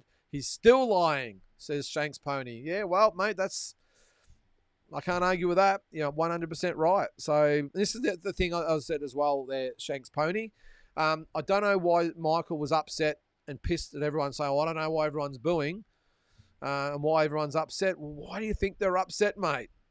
Just stop, take a step back, put yourself in the position of everyone in the crowd. Why do you think they're upset? Could it be that they've looked forward to the fight for weeks or months, whatever it might be, and it's been a massive letdown? Could it be that some people at ringside have forked out thousands of dollars for corporate packages and flights and accommodation and Ubers and food and drink, and they've had that delivered to them? Do you really blame them for being upset? This is what gets me when he said, I don't know why everyone's booing me and upset. Especially when they heard what the referee and doctor, or they heard what you said to the referee and doctor. So, don't know. This is some of the things he needs to address.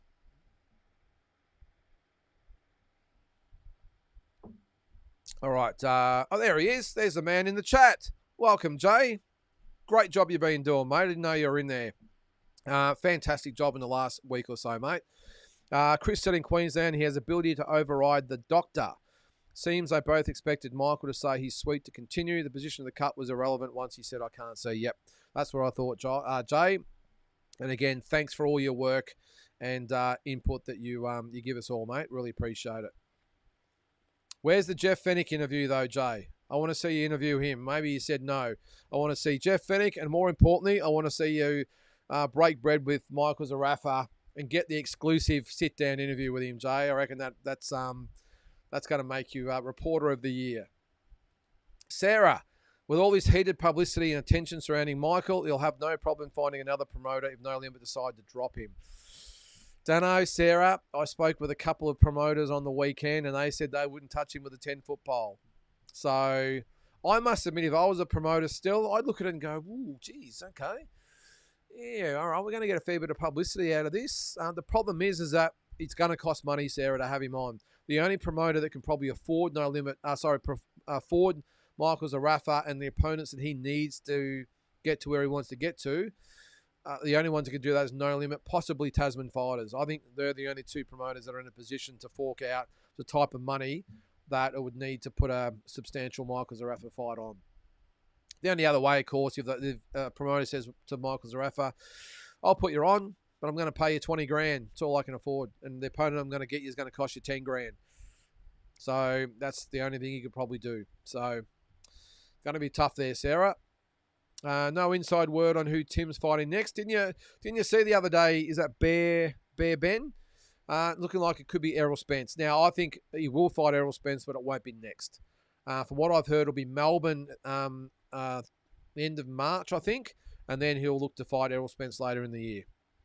But you also got to look at Errol Spence's situation. I mean, when it was announced, well, it wasn't announced, it was sort of leaked the other day on social media that it could be Errol Spence. Everyone's all up and about and how great it is. You've got to put yourself in Errol Spence's position and his team's position. Okay, they've got the Tim Tszyu option, but they've also got Jamel Charlo, Keith Thurman, Sebastian Fundora, Virgil Ortiz, which will be a massive fight if it was in Dallas, maybe Murtazalov. He's got half a dozen other fighters, big level or top level opponents that he could fight before Tim Tszyu. So he's just got to look at it and just wonder whether it makes sense to him. We're all looking at it and going, oh, wow, what a fight that would be, and bring him over. Errol Spence is a massive name still in world boxing with, as I said, 6 or 7 other options besides Tim. So he's got a lot of decisions that his team has to make. So no guarantee, but I think that's the word that they are sort of looking at maybe later in the year for Tim versus Errol, which would be a massive, massive fight. I randomly watched Solomon versus Winky Wright last night. Commentators were tearing into Sam, but he actually did a lot. But he actually did better against Winky than Trinidad. One judge had it 115, 130. He did great, shadow boxer, against Winky Wright, who was a bloody tough guy back in the day. Very, very awkward and had some great wins. So, yes, underrated was Sammy Solomon. I would have hated to fight him if I was at that level because just so awkward and just all over the place. Sean Ziddle had a theory this week that Zuffa have signed lineal champ Opatai to use him as bait to get Benavides over and have him as the face of Zuffa going forward. Interesting take. Wouldn't surprise me, Naz. I think every fighter they sign is going to have a strategic angle to it, and I think Jai is the perfect guy to get first up. Not a superstar around the world, but still a very, very respected guy who can fight and obviously has a whole country behind him as well. And I wouldn't be surprised at all if they did exactly that and thought, well, Benavides could possibly be the face of boxing down the track, so why not use that angle to get him involved with Zuffa boxing and use him. Yeah, no, it is an interesting take, but one that makes sense, Naz. Big J signed the contract, chump, to Jay. Sorry. Still with Jay. Thanks again for your comments here, mate. For impartiality and disclosure, I've requested an interview with Michael Zarafa. There you go. Good stuff, Jay. If anyone can land it, I'm sure you can, mate. And I would think, look, all jokes aside, Jay, and everyone out there, I would think that Michael Zarafa would look at someone like you, Jay, who's had all these other guys on, all the other figures out there that have put in their 2 cents. And the fact you've actually offered in the interview was fantastic. I think he would look at it and go, all right, this is the perfect platform to sit down and have a civil conversation, put all that other shit aside, and let's have a nice interview, just the two of you, and he can explain himself to the same audience that you've had Glenn Rushton and Chris Condon and everyone else on there as well. Give him the same platform, and then the rest is up to him. I think that'd be great, Jay. So good stuff. Interesting point about Zarafa being more known now. We might be able to transition into the freak show / influencer circuit. Oh, geez. Yes, Jay, I asked the same question there. Adam, where's he new with Jeff? Good to see you getting a bit of love there too, Jay. So, again, keep up the great work. Yeah, and Jay says there, I'll be balanced and impartial. He deserves the right to reply 100%, Jay, and I hope you get it, mate. All right, Shanks Pony says, don't do an apologist interview with Zarafa. Don't let him keep lying. Don't let him deny stuff. No one wants to see a limp-wristed interview with a bloke that makes excuses. All right, Jay, so it looks like you're going to have the weight of the country on your shoulders there, mate. Everyone wants answers, and I don't want you being easy on Michael. They want you to, as Big J says, hit him right between the eyes. I think you're going to have to have a nice balance there, Jay, and be sensitive, but also a little bit hard-hitting at the same time. Actually, where's his number? Is he watching now? Hang on. No, I got a text message there. I thought it might have been him. Michael, if you're out there watching, mate, you got my number? Text me. Let's come on right here and now. I'll beat Jay to the punch and get you on, and you can tell us all what you're thinking. All right. Drew, I saw a YouTuber saying the Zarafa no result was a quit, referencing how Tim's decision on the first Fundora fight worked out for him. The big difference was the severity of cuts. No result wasn't a quit. A big difference was the severity of cut. Well, at no stage, Drew, did Michael say, I don't want to fight or I quit. He didn't say that. But what he did do by his comments was give the doctor no option but to stop the fight. So it was a clever way, if you will, of, I suppose, quitting. Because he knew full well that if he said that he couldn't see, the fight was over. And again, I'll repeat, I've said it 5 times. When the referee explained what was going to happen, Michael nodded and said, okay. And I just would have thought, even if he said the wrong thing, I just would have expected Michael to go, no, hang on, I'm right to go. He gave them no option. Now, after he said, I can't see to the doctor, I think the doctor was quite willing to give him an opportunity to get himself out of it. And if he had just said to the referee, I've got to stop the fight, if Michael had at least said, no, I'm right to go, and then Chris laid down the law as far as what might happen, at least they might have conversed with each other. Maybe the doctor would have went back to Michael and said, right, you said you can't see, can you see or not? And maybe Michael then could have said, well, it's a little bit blurry, but I'm okay. I can see the punches. I'm right to go.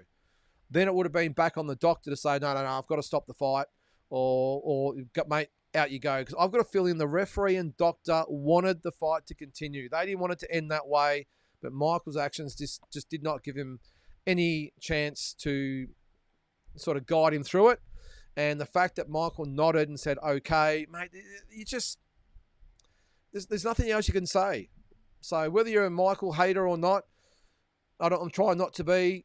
I'm not a Michael hater. I've got no dramas with Michael. But the doesn't matter how you perceive Michael, he just didn't give us any other way to perceive the event. No arguments, no protesting.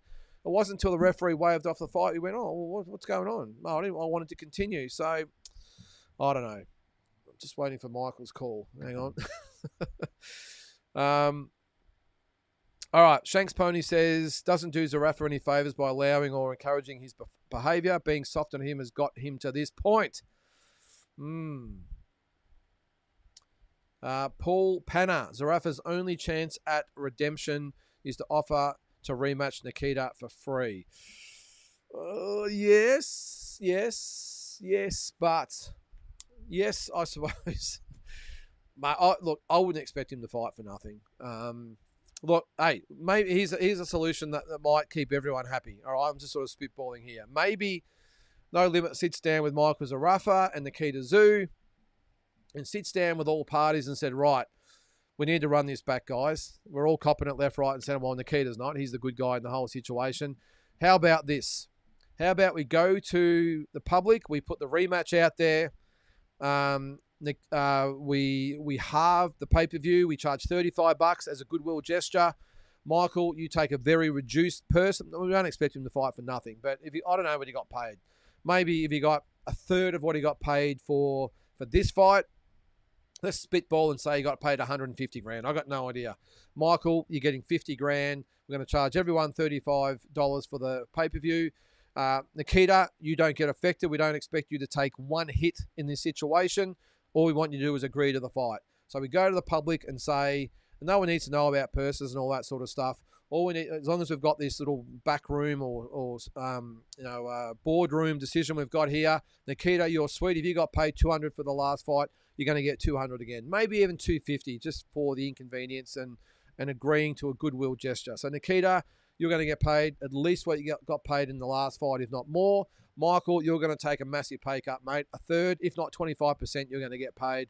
We're going to take a haircut by only charging half the amount of money we charged for the last pay-per-view.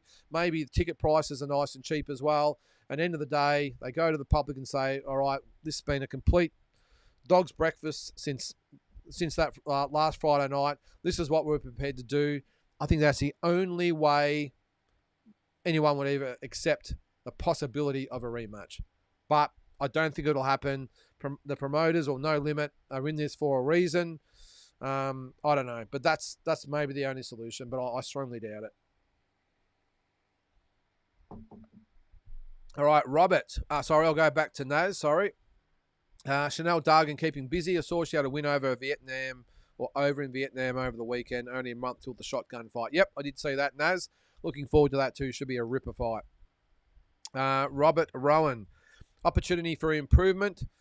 When a fight ends bizarrely, get the MC on the mic within 2 minutes to explain the situation to the crowd. It was probably 10 minutes before it was explained. Far too late. The problem is, Robert, unfortunately, sometimes we don't know the situation until 10 minutes later. I've got no dramas with what happened the other night. The only thing they might have done is maybe, Ben Damon could have said, ladies and gentlemen, please just calm down. We're trying to get to the bottom of what's going on, and we understand the frustration, but bear with us. No one knew what was going on. Michael was sort of saying one thing and the people were assuming another thing, and it was a complete balls up, Robert. But in a perfect world, yes, straight away. But unfortunately, I don't think Ben or anyone really knew exactly what was going on and didn't want to jump the gun. But I'm with you. They maybe might have got in there and said, "Hey guys, please, there's kids and women around, and let's just be nice." Jay says, "I doubt he'll accept the interview offer, but it'd be in his best interest to do so." Yep, I agree, Jay.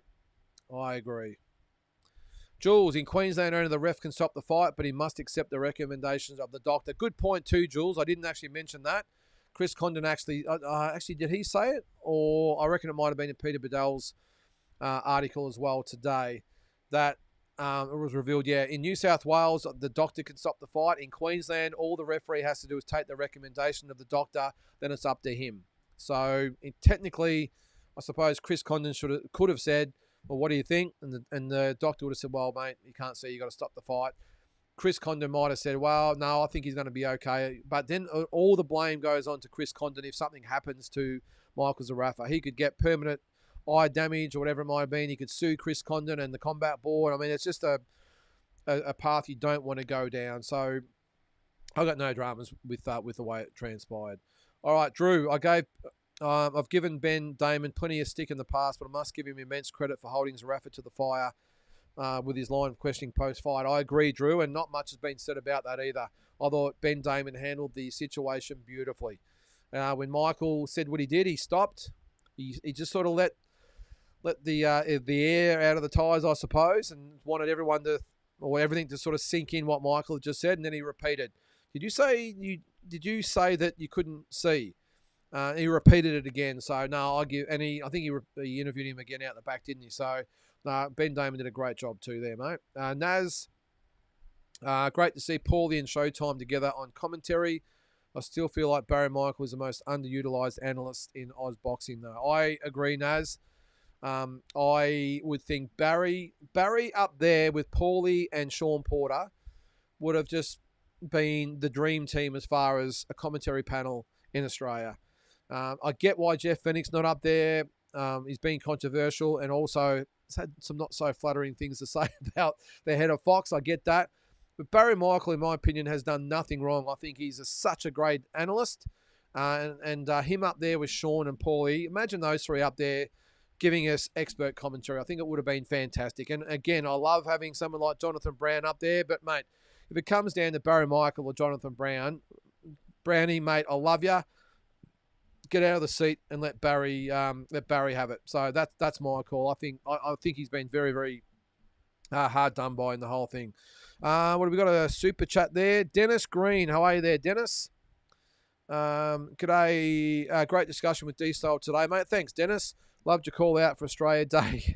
We need more of your patriotism. Keep up the great work. Yeah, well, I did say that today, Dennis, and I'll repeat it here. Fly the flag loud and proud this weekend, guys. It's Australia Day. Let's get those flags out. Let's crack a tinny. And it doesn't matter whether it's a 4X, a 2Es, or a VB. What do they drink in Western Australia? Swan Lager, whatever the hell it is over there. I've got no idea what they drink in South Australia. Do they drink beer there or it's all wine? I don't know. But crack a tinny wherever you are. Get behind Australia Day. Regardless of all the political stuff that goes on.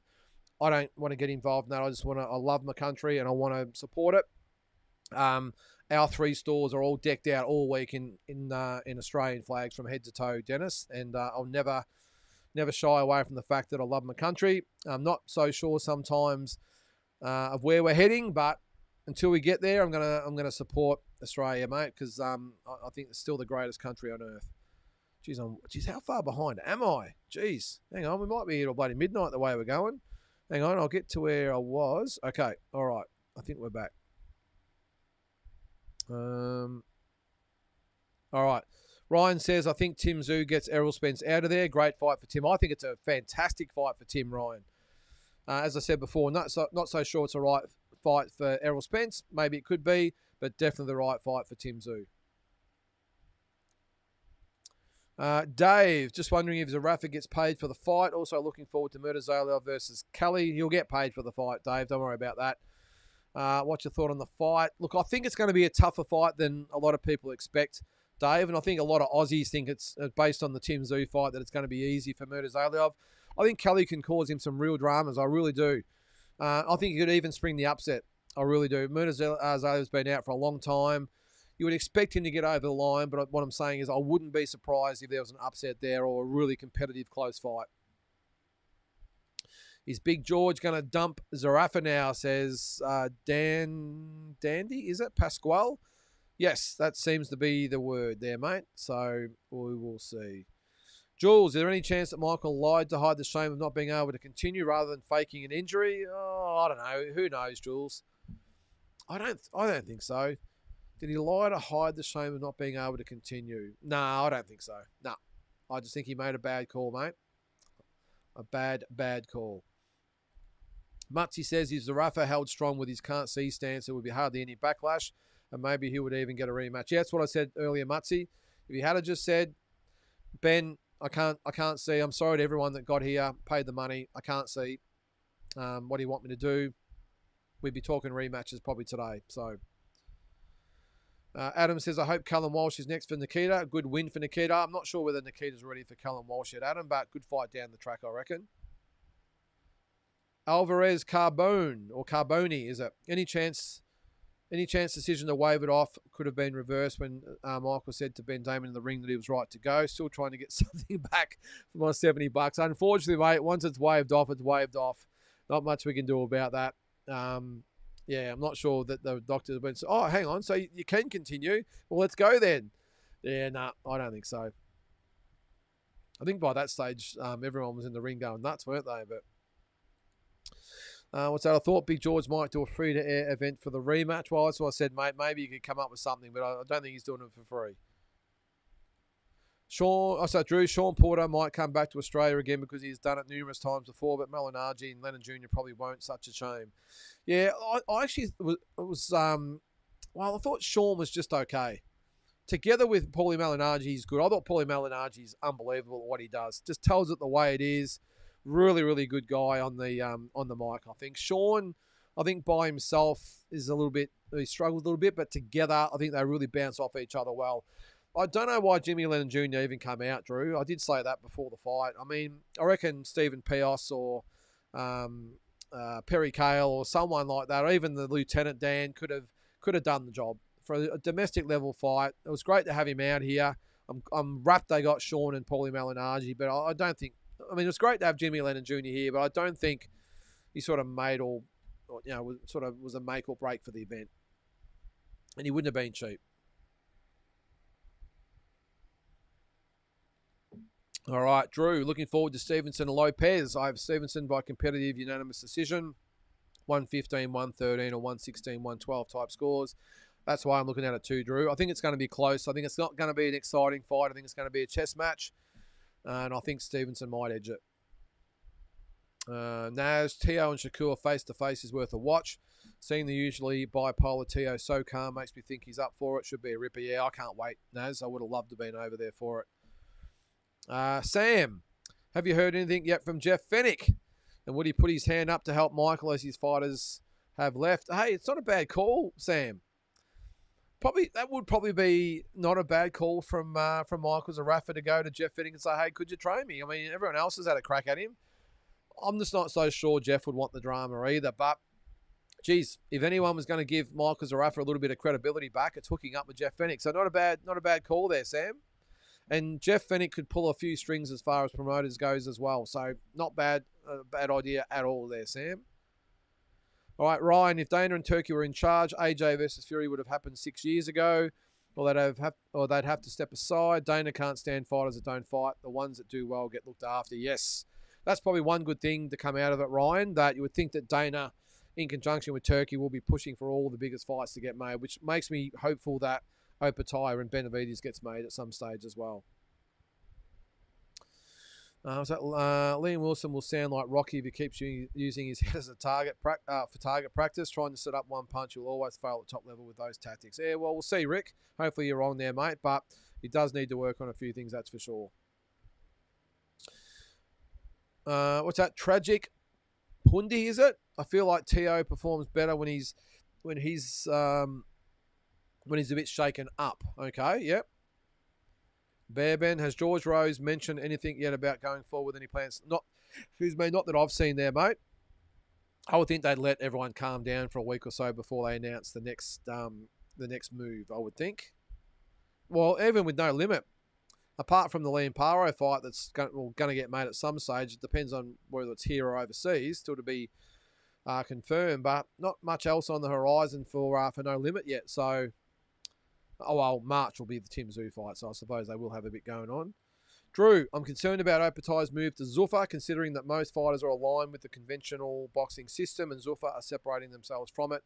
Turkey's dollars might fix things. Yeah, look, I'm not so concerned that, well, in Jai's position, to be too concerned about all the other, sticking with the conventional boxing system. I just think Jai will be interested in getting paid and getting the big fights. I think that's all he's interested in, and all the other...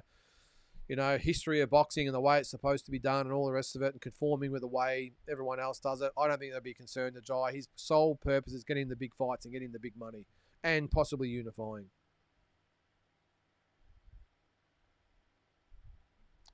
Looking at that comment there. Hang on, we'll move on. Matty Chu. Ref just said in an interview that any cut and eyelid, the fight should be stopped. What's the actual rules there? Well, apparently that's the rule, Matty. That's the rule.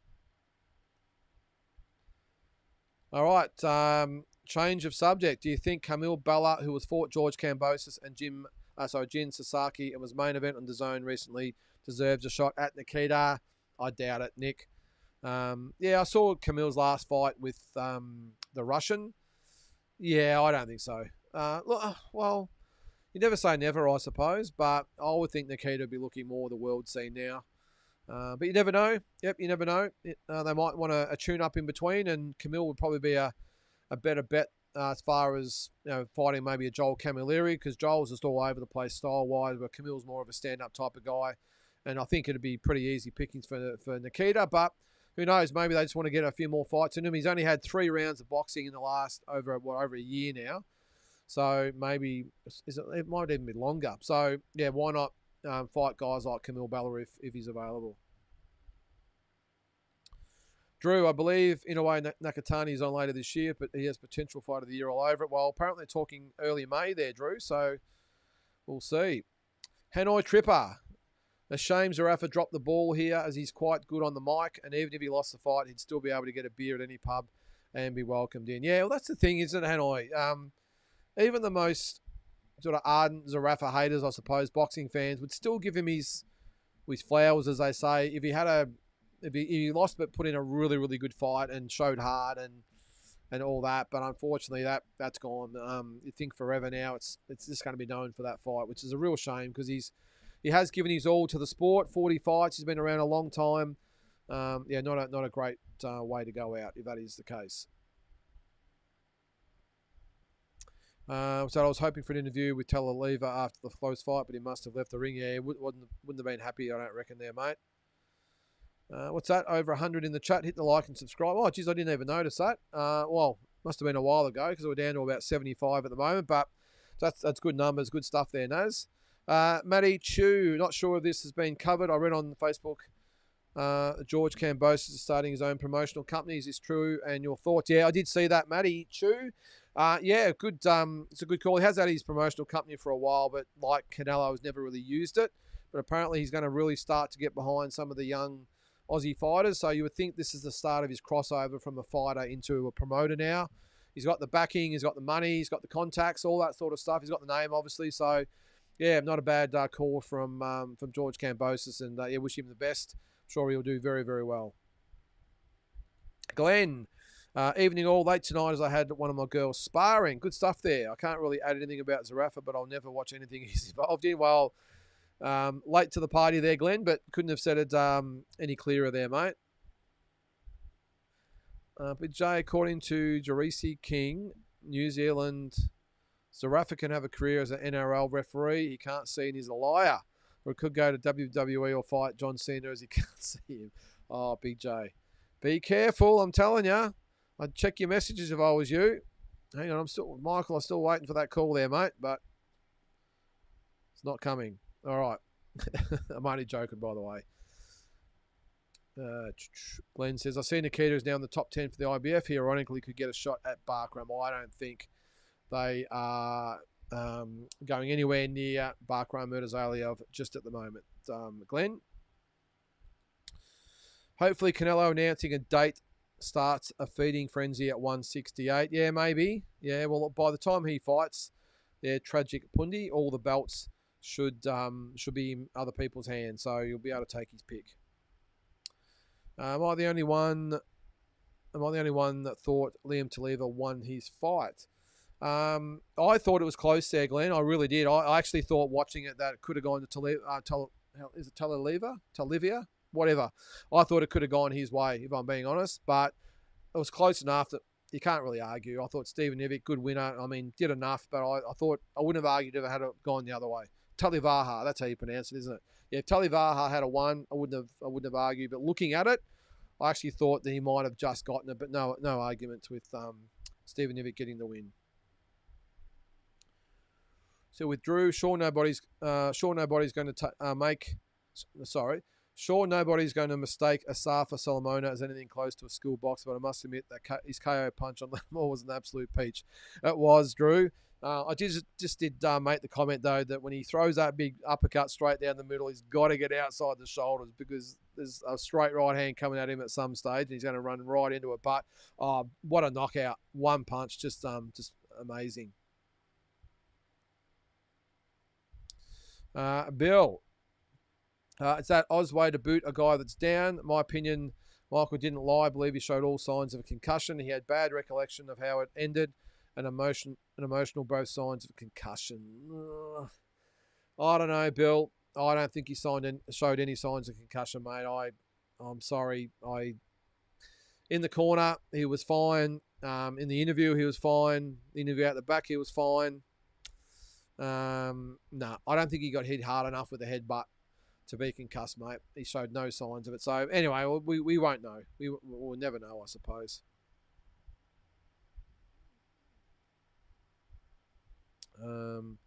Sam, Zarafa will sell better than ever. Everyone will want to see him get knocked out. Example, Jake Paul. You might be right, Sam, but I doubt it, mate. I doubt it. What are you guys talking about, your cats and dogs out there? Someone called Neil fat today. Can you believe that? Some peanut. This is what I was talking about before. The more views and followers you get, there is the chance that the odd dickwad will sneak into, while commenting or whatever. And someone had the nerve to. I can cop criticism of myself. Who are you to comment on boxing? I get that. Whatever. For every one of those comments, there's 1,000 good ones. So I don't get fussed about that. I just laugh it off and try and come back with a snappy response. But how dare he call my fat little dog? Can you believe that? He's just a whole lot of man. Is Neil? He's a bulldog. Don't forget. I wasn't insulted by people talking about me, or this guy talking about me, but don't disrespect my dog. Obviously that didn't hit the right marks. I just had 2 dislikes very quickly after each other there. Whatever. Okay. All right. Adam, watching the Lara fight live commentary, said Zarafa's sister had cancer battles. I thought it's a good thing. Load up and put your house on it. I did watch that fight the other day, Adam, and they did say that. But I'm hoping, for what I've heard, she's actually doing okay. But yeah, all the best to her. She's a good value, Michelle. So I hope she's doing well.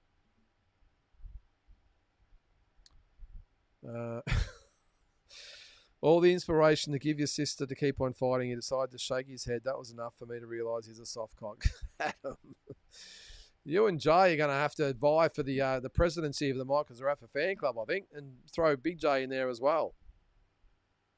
All right. Can't wait till next week's Talking Boxing Australia Day edition. Good call there, Naz. Hopefully some good Aussie topics on walking boxing this week in the build-up. Yes, I have got a few, Naz.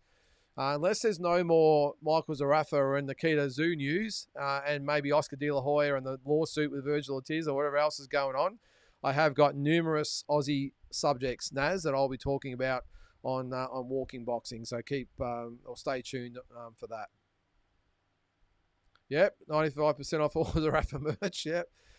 Drew Versick expectedly gets past Wilder. Who gets the next crack at him? Caballero, Otama, or Wardley, just to name a few prime candidates. Now, I would say Wardley is the more deserving fighter, Drew. I don't think you can count Otama at all, apart from the appeal of Otama. I don't think he's come anywhere near earning a world title shot. Wardley has, but if Usyk wanted to fight Wardley, he'd be probably looking at fighting him now. Caballero's the dark horse for me that he could look at when he gets past Wilder, I would think. And that would be a tough fight for Usyk as well. Big guy, good puncher. So,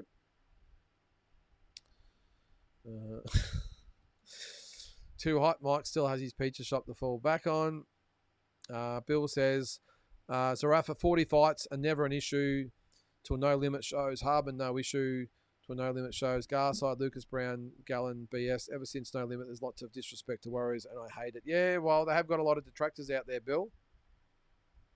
Glenn says Caballero absolutely deserves a shot, but Wardley does have a belt. Yes. Yeah. Is that Ulmer? Did Zarafa walk back his comments? Not really. He did just want to clarify a few things and did sort of say, Ulmer, that, he had a poor choice of words and he apologised again. But, I haven't got the full statement in front of me. I'll probably read it out tomorrow on Walking Boxing. But he didn't really walk back the comments, but I think he was just trying to, calm everyone down. Lulu and Leon, the rematch is simple to make. I wouldn't say it's simple to make there, mate, or Lulu, because No Limit might want it, and Zarafa would obviously want it, but Nikita and Glenn Jennings might say, no, we've given you a chance, we're moving on. So it's not simple to make, I don't think, if Team Zoo is not involved and not on board.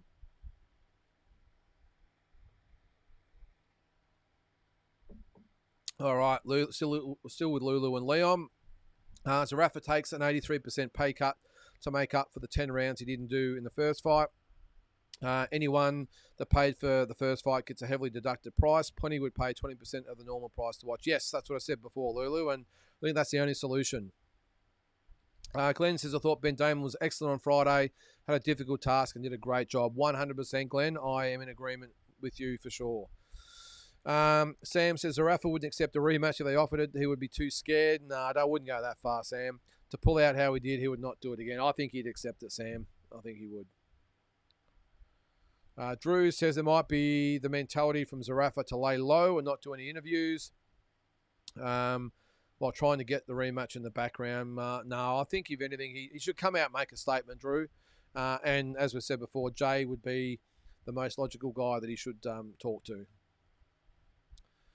Sean says, my missus wouldn't let me get the fight. She said, we're not having 1 cent of our hard-earned money to that flea Zarafa. The bloke is a dead set flog. Geez, your missus said that. Wow.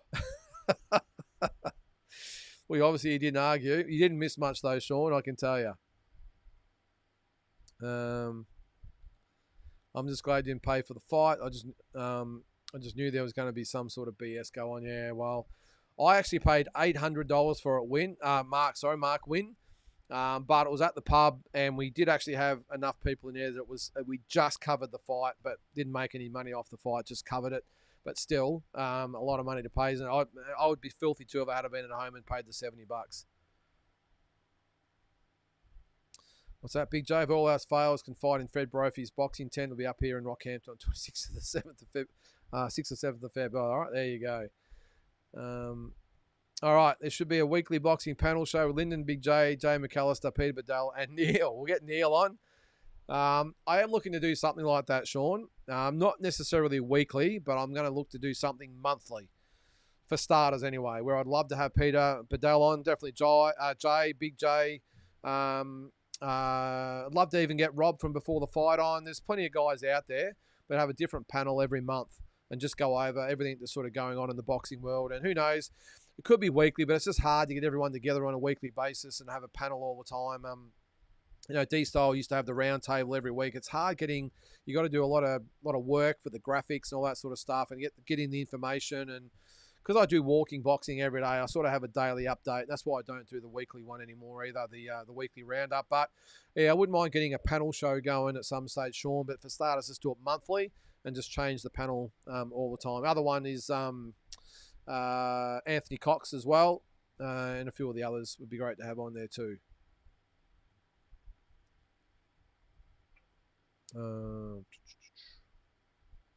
That proposed panel needs a few changes. Okay. All right, Rick, the ref is wrong. The rules state the fight only gets stopped with a cut to the eyelid if the fighter complains of any impairment or vision issue. Otherwise, it's ref's discretion. Geez, Rick, we'll have to have a debate going on here. It's a good call, though. You've obviously done your homework. So, yeah, no, it's I don't know the rules myself, Rick, but because it varies from state to state. But it's a good point you make there. Sean, Zarafa should head to New Zealand and fight Mikhailovic. Yeah, that'll be a ripper fight over. It's a shame that Dean Lonergan's still not promoting in New Zealand because he would love to make that fight. He had a love-hate relationship with Michael Zarafa, but he was the ultimate salesman, ultimate promoter. He would see the benefit out of this, and he'd have him with Mikhailovic in 2 seconds flat. I actually think that the Zarafa-Zoo fight might have been a great opportunity to have had it on Australia Day in hindsight. Enjoy the day, watch the fight at night. Yes. Yeah, I don't mind that, Drew. Given that Michael Zarafa goes by Pretty Boy, I'm just wondering the reason for him pulling out is because he wanted to keep his image of a pretty boy and not fight with a cut. Just an opinion. I don't think so. Is that Southern Truth? Nah, well, he's had lots of cuts in the past, Southern. But I think, yeah, I'm not sure that would go through his mind. But, hey, it's another theory to add to everything, isn't it? Yeah, Mark, if Tim can't beat a Cookton 3 year out of the ring, Spence, he may as well retire, yes. Would Zarafa make the Boxing Hall of Fame, says Shadow Boxer? No, I don't think so, Shadow Boxer. What's happening with Harry Garside? Your guess is as good as mine, mate. Not much. I wouldn't be surprised if we've seen the last of Harry Garside, mate. I think he obviously had that first stint. He then came back, had the win. We haven't heard a peep from him since. I think he's come back to give it another go and has just walked away and said, nah, this is just not what I want. So I'd be surprised if we see him back. Ryan Hall of Shame for Zarafa. Didn't he used to walk out to the Song Hall of Fame as well? I think it was a different one last week. Wrong MC for that fight. I'm with you there. Can't really pronounce your name there. Arisethans, is it? Can't the ref say drink of cement and harden up? Yeah, maybe Monk. Yeah. Yeah, I was waiting for that one, Sean. Not Lieutenant Dan. He's actually pretty good, Sean. He's a little bit maybe past his best Lieutenant Dan, but I think he's all right. But I would have loved to see, Stephen Pios, or Perry Cale. I think they're the two best announcers in Australia. All right, Mutsy, I think everyone is pumping Murtazalia up too much after the Tim fight. I thought Jack Colkay was unlucky against him. Cully for the upset. Yes, Mutsy, that's sort of what I said before. Yep, I agree. Yeah, you're right, Mutsy. Colkay did fight him during Ramadan, though, so Zaliov was depleted. Yep. What's this? Oh, okay, we'll move on with Big J there. Joel Kamakayo's next call out is tonight. He announced it 4 hours ago. Curious who'll give him his fight, is it? Yeah, we'll see. Where are we at, by the way? Oh, geez, I've managed to get to the end of the... have I managed to get to the end of the comments here? Maybe not. Hang on. I think I'm almost there. Geez, who would have thought it with 5 minutes to spare? All right. Thanks, Ryan. Appreciate it, mate. Killed again. Have a great night. About to kick the missus' ass in Mario Kart. 2 50-year-olds play Mario Kart. There's a wager. Great stuff, Ryan. That is awesome that you do that. And who said there's an age limit to play Mario Kart? I might actually ask my missus if she wants to have a go of play a boxing or AFL or something like that. What's that, Sean? My old man's workmate has a son, Terrell Adams. He's an Aussie champ. Has anyone seen him fight? Nah, sorry, mate. Haven't seen him fight. Neil is big bone, that's all. Yeah, can you believe that? I can cop any criticism on the chin. I just laugh it off, because when you put yourself out there like any YouTuber or whatever it is, you expect backlash, and not everyone's going to think you do a good job, and I can wear that. But to call little Neil fat, I take offence at that. What's that? I saw Mitch Leak in the NRL guys' corner. Mitch versus Dylan Biggs would be a good all-Aussie fight. Yeah, it would be. Naz, be a ripper fight. Neil's is festively plump. Love Neil. Yeah, he's a good little fella. Just go easy on him. He's a rescue dog. He's had a very, very hard life, and now he's living his best life with us. He's got his little bed every night. He sleeps beside us. He goes for his walk every morning. He lays on the couch or goes outside. He gets fed every day. He gets a million snacks a day. He does all right, the little fella, and I feel great that we're able to do it for him. So how dare you insult my little puppy dog? All right, a couple more comments before we go. I think Billy Dib needs to relax with the Zarafa bashing. Did we forget the NG fight? Billy can convince anyone regarding his stands post-hospital. He danced on the canvas in pain like a ballerina. Yeah, a few people have pointed that out, Frank. Same people that pointed out the Tim irony as well. Yeah, it's a good call. I would think that Tim and Billy, even whether all the controversy regarding whether they quit or didn't quit, whatever, that those two guys especially might have just taken a bit of a back seat and said, we're not going to comment on it and just stay out of it, because they would have probably known this was coming. But anyway. What's that? Shadowboxer did a video the other day. He did. Who's that talking about there? Billy Dib. He did a video the day after talking about looking out for him and his mental health. Was weird. I did see that, Shadowboxer. Billy Dib, the day after, he absolutely went to town on Michael, then come out with a video saying, hey, guys, just be careful what you say. And mental health is a big problem these days. Hang on. You've probably been the most vocal of anybody in really getting stuck into him. Maybe he's had a good think about it and maybe thought it wasn't a great idea. But anyway. A couple of more comments before we go. Tim Zoo just posted a video saying he was angry and he thinks they went too far thinking now. He said he feels sorry for Zarafa. Jeez. And said he's gone past being just about boxing and we are all human. Well, there you go. I didn't see that, Rick, but I'll check that out after we finish here. Well, that's good of Tim to realise, that he maybe went a little bit overboard. and maybe he should have been a little bit more sympathetic. All right, Sean. No Limit Circus will use the hype and drama of his disaster to get Tim versus Zarafa up. Yeah, maybe. We'll see. Pretty Boy should change his name to Stevie Wonder. What's that? Zarafa got $750 to $1 million for that 2 rounds. Yeah, I don't think it was that much, Sam. I don't think it was anywhere near that, mate. But thanks very much, Adam. Appreciate you tuning in, mate. What's that, Jason? Google said Garside hasn't officially retired, but I can't remember where I heard it, but it was credible. Okay. Yeah, actually funny that someone called out Neil. Yeah, I still can't believe that. As I said, have a crack at me, but not my dog. No one mentions Zarafa's ring walk was longer than his effort in the ring. Good call.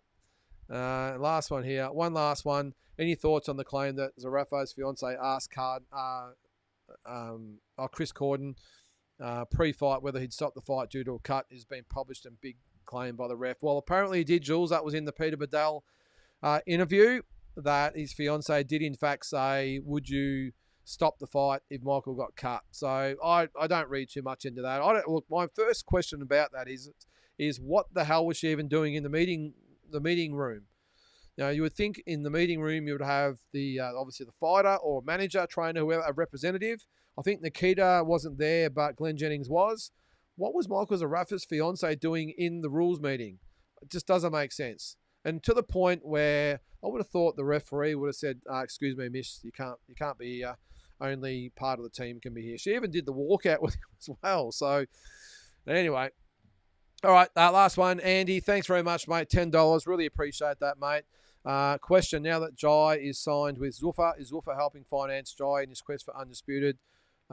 Yes, I would think so for starters. Andy, I did say earlier that I think that my gut feel is for the first couple of years that they might be a bit more lenient on just having their own belt. They might allow other champions to come on board with their belts and then maybe do some unifications or whatever and just slowly phase out the belts as they go. But we'll see. All right. Well, having said that, that is it. I really appreciate everyone that tuned in tonight. I think tonight's numbers are probably the most we've ever had on a show here. So I know we had a hot topic, and I'm sure it'll continue on. Make sure you watch every morning for Walking Boxing. Yes, tomorrow there will be a follow-up of the Zarafa statement, the Chris Corden interview as well. But I'll try to start to wean everybody off it and talk about some other stuff as well. So, and then as I said earlier, we're going to have a little bit of Australian theme for the rest of the week as well. So, guys, have an awesome week, and we will catch you next Monday night on Talking Boxing. See you then.